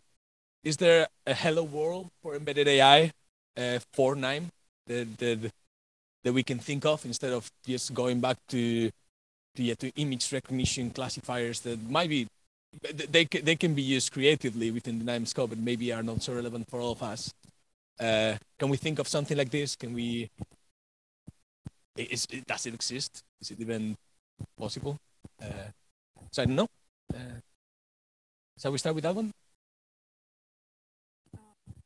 When you were saying this, it just reminded to me, I cannot remember the name of the paper, but that one that talks about, I think it's the one, what makes a good musical instrument, and it talks about how how difficult it is to design instruments from an HCI perspective, about like not having like a specific functionality, like what is the functionality, how you can rate an instrument, it's impossible, right? You might want to design, you don't want to design for things to be easy maybe, or you might have very different goals, and then a performer might have completely different ones than the one you had as a designer. So thinking about the question about a hello world for it, it's just so hard to think about that, like considering how wide open it can be, right? Like this idea of, yeah, if there's no functionality or something, it's, yeah. And going back also to, it reminds also to the keynote Rebecca gave about, yeah, those parameters that we're so used to see about accuracy, also relating to Jack's talk. It's so hard to think about those in Nime, right? I don't know. I don't know if someone has something to say about it. Okay, Hanoi is there. Hi there. Yeah, I was thinking a little bit about the Hello World and thinking about how like the Nime conference is divided into like, you know, the 12 different main threads that are in the Slack. I feel like each of those threads would need like its own like Hello World kind of demo, because I think that the demands of each field within the Nime sub-communities are so different. A really good example that I can think of is like, if you have, you know, just a simple system that's just, you know, interacting with a human being, but, you know, it's not like an audio real-time system has a bunch of different problems that you have to worry about, like atomic operations and like memory allocation and like single-threaded operation and multi-threaded operation, that maybe a system that's just, you know, that's just, I know, maybe like a rhythmic system or something like that that's generating symbolic notes actually does not have to worry about.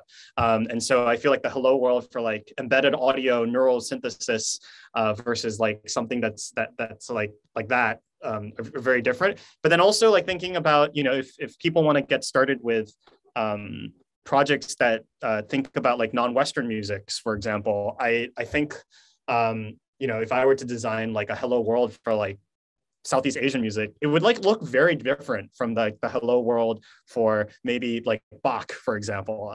So I guess my thought was that is I feel like every Nime sub community would have its own kind of like Hello World, and you would need like a substack of all the Hello Worlds that are out there. Hello Worlds. I think that makes total sense. I mean, we're a community that is really varied with really different scopes and quite, I would say, like probably quite critical approaches to the way to how we think. So it's really hard to define a starting point that works for everyone, right? But then the problem comes to, okay, let's say I want to, like, I'm working on this platform, which I actually work on this platform, and I would like to benchmark a few of these tools. Like, what do I do? Do I use the same benchmarks that other people are using that don't belong to the kind of things that we do? Is that even right? Is that not imposing like some biases from other communities that are actually not relevant to us at all? So I mean, I guess, yeah, you can. Oh, sorry. You cannot define one that fits all, but maybe we should define a few that could be good starting points to look at critically and to evaluate, and then from them on, like, evolve. I don't know if that makes sense, because like it can be quite daunting for someone that gets into this workshop thinking, oh, I actually want to do embedded AI for Nime, but then they see the amazing work that everyone is doing and how hard it is to basically be able to approach it in this way, and then it's kind of like, yeah, maybe not. Maybe I need to be a data scientist to do these things. And Rebecca has done lots of great work, for example, into making this like ML and AI approachable for people that are not maybe like inherently data scientists. So I wonder, like, where can we take it from here? But yeah. Sorry, just wanted to add one thing. Hanoi, you said something I thought that was very interesting that loops a couple things together. You said these 12 themes in Nime, right, based on the session titles of the paper sessions. As somebody who was involved in grouping papers together peripherally, I could tell you that those session titles are more or less arbitrary, based on whatever papers happen to have been submitted and whatever time zones the authors happen to be grouped into. But it raises a broader point, which is that at the point that you make a categorization of things, it starts to seem like it is prescriptive in some way. These have become topics of Nime, and I think that also relates to the idea of what we mean by a hello world of embedded AI to begin with. Because if you look at what happens with Max MSP or PD or Arduino, the examples that are there, the hello world examples, get remixed into people's projects. So it isn't just hello world, it's actually the seeds of a lot of creative projects, and that's actually quite a lot of power that we entrust in ourselves to make those hello worlds. So what do we want to do with those?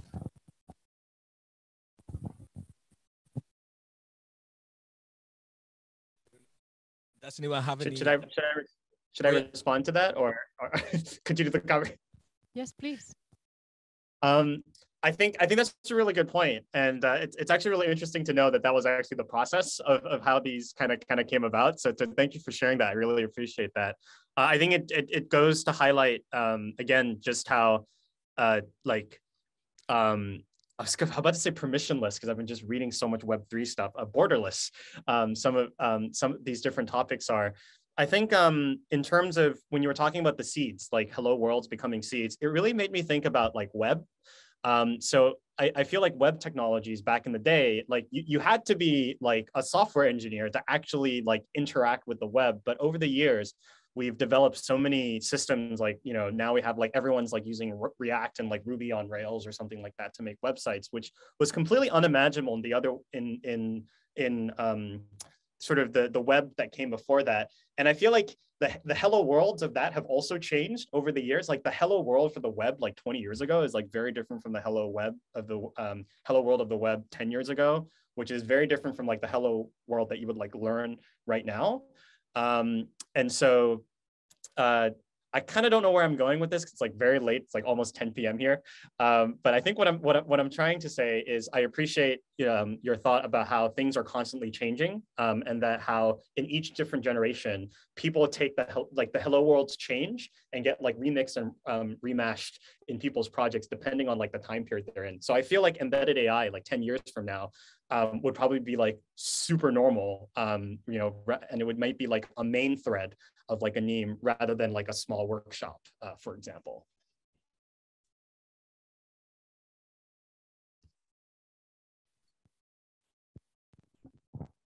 Okay, that's really nice. Right, really nice link in Hanoi. Yeah, I don't know. Does anyone have any comments on this, or should we just move the discussion to a different point? I mean, in which case, like, kind of like following up from this and the keynotes, can we?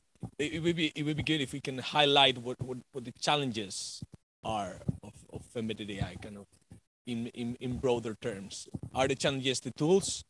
Are the challenges the biases imposed by the trends of AI? Is it the data? So that we can actually start thinking about whether we should put together tools that make overcoming those challenges easier, or maybe we should, or maybe linking it to how we should take critical approaches to how we present our practice to make those challenges a little bit less daunting. Anyone has any comments on that? I mean, I think tools is an obvious one. It's hard to set up a tool chain that works iteratively, but some people are working towards that. So yeah, if anyone wants to pinch in, that would be great.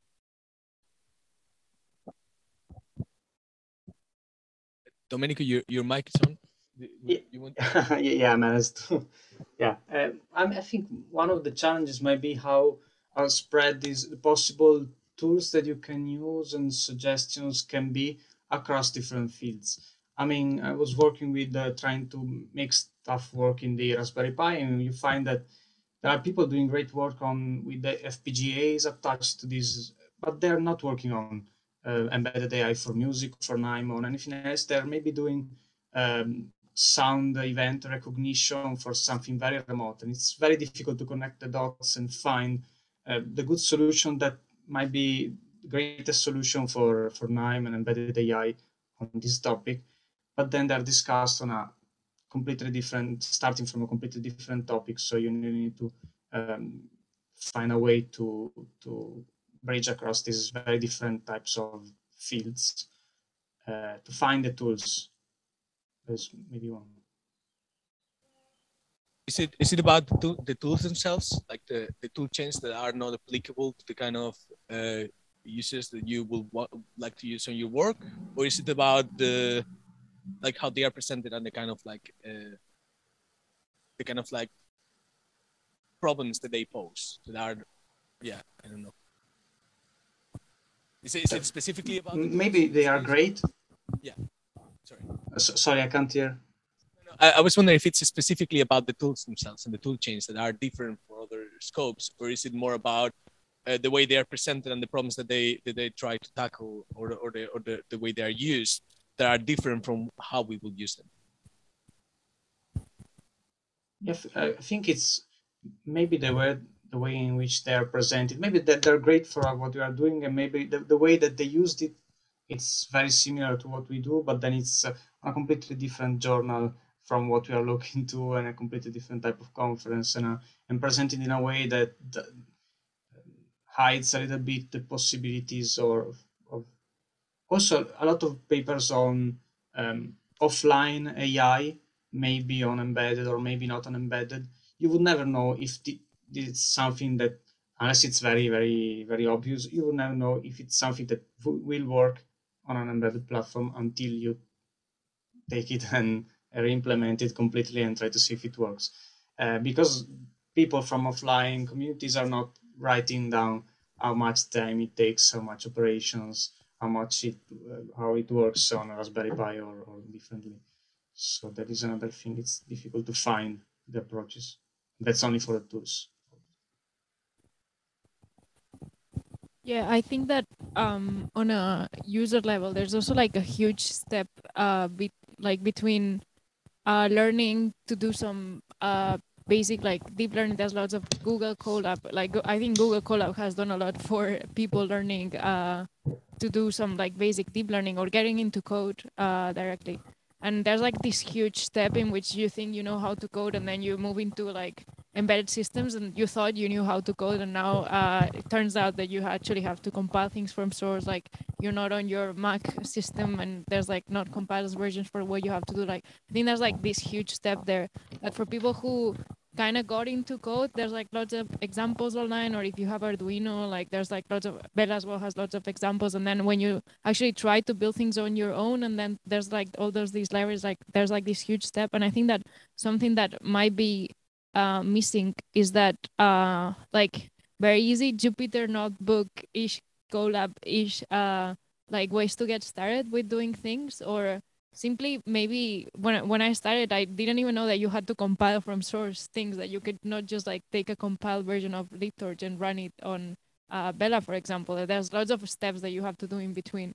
Yeah, I think that there's like a missing step there, in which it kind of looks like you can only learn by trying 200 times, which is how one learns to code anyway. But that there's like, yeah, I don't know. I feel like there's like this in between like the very beginner and the like very expert. There's like this huge target people there, which I feel I am part of.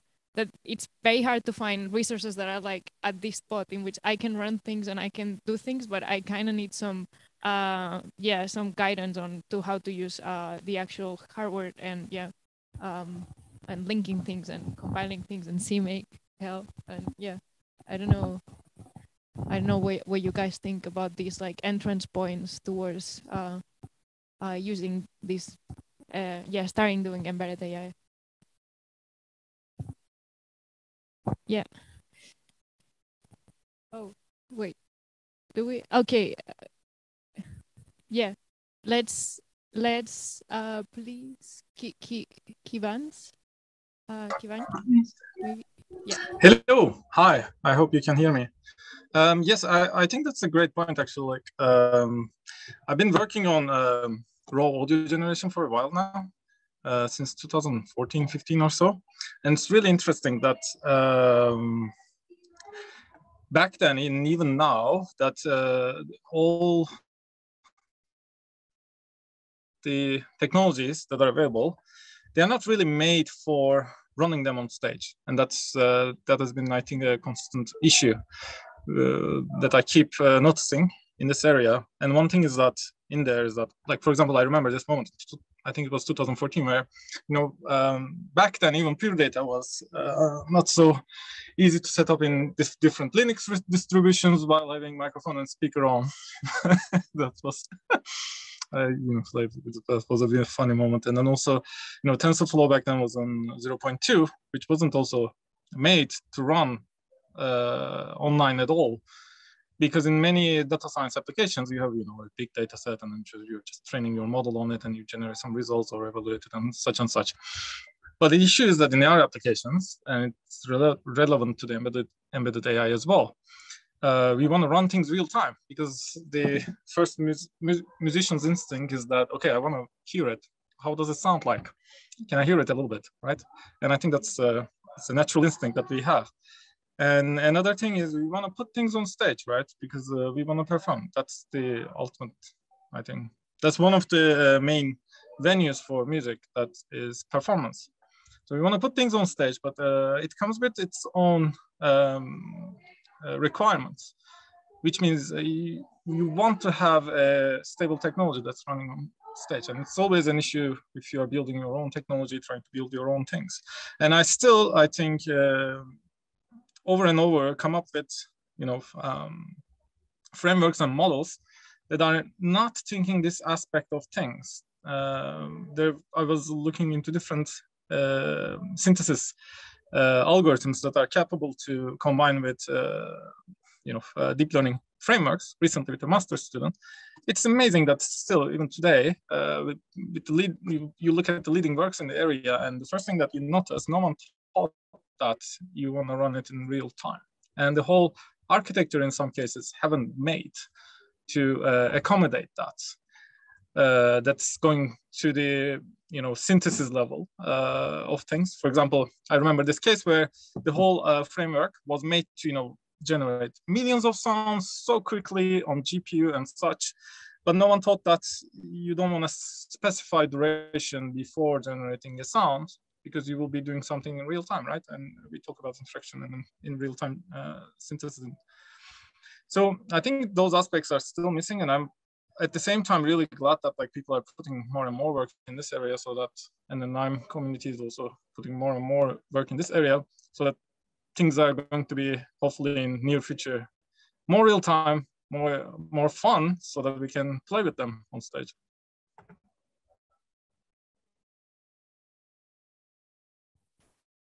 I think Franco wanted to say.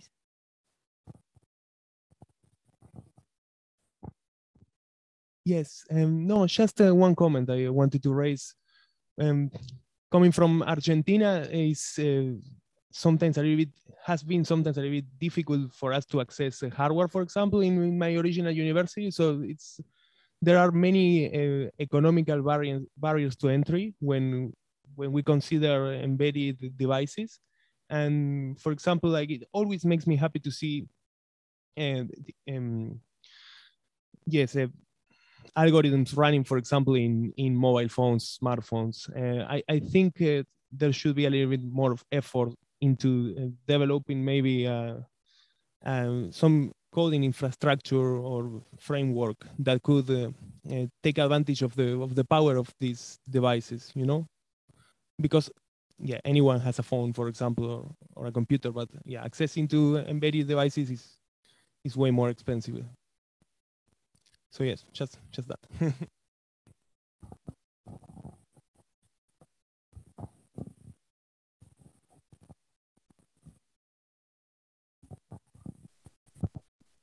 Any more comments on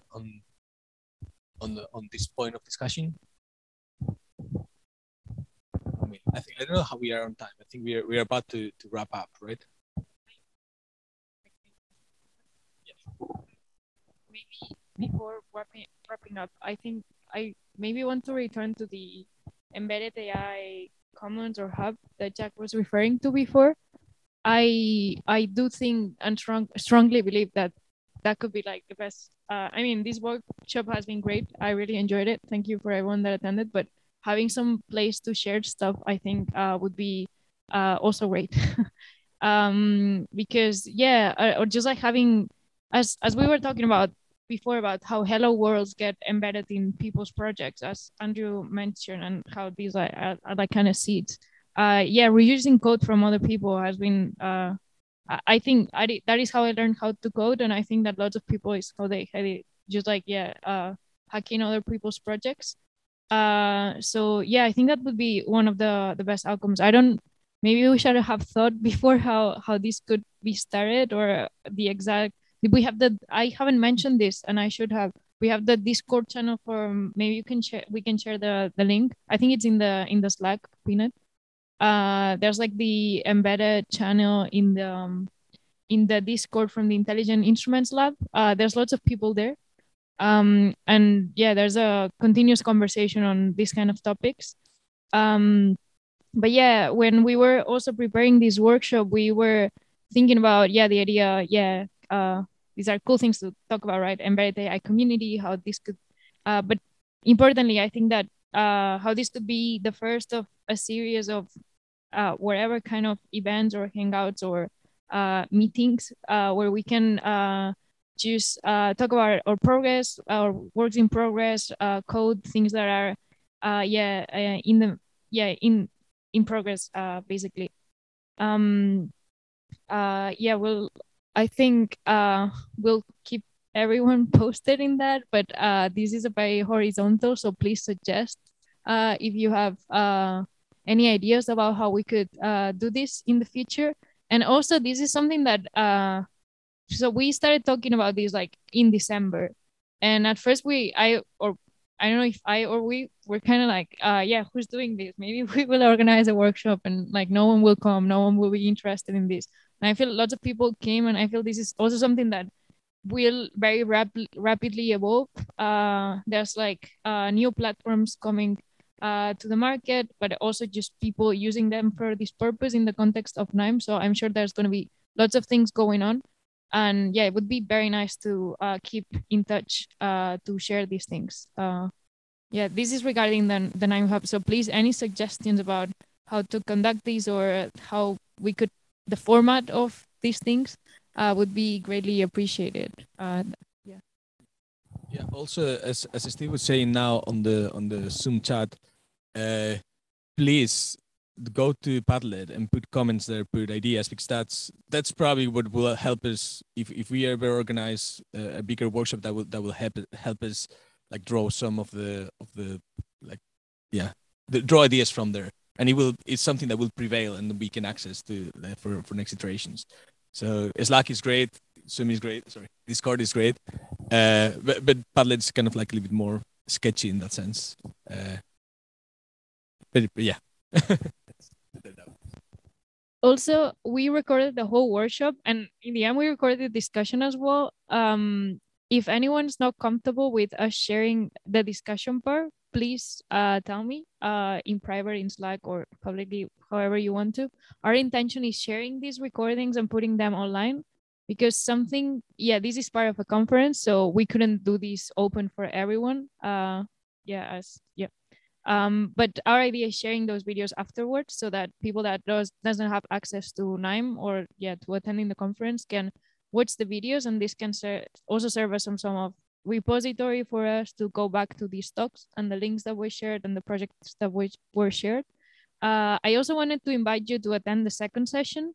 The program is online. There are going to be different talks. So it's not that we're going to repeat those talks. So there's going to be new content. And I hope we will have such a cool discussion as the one we had now.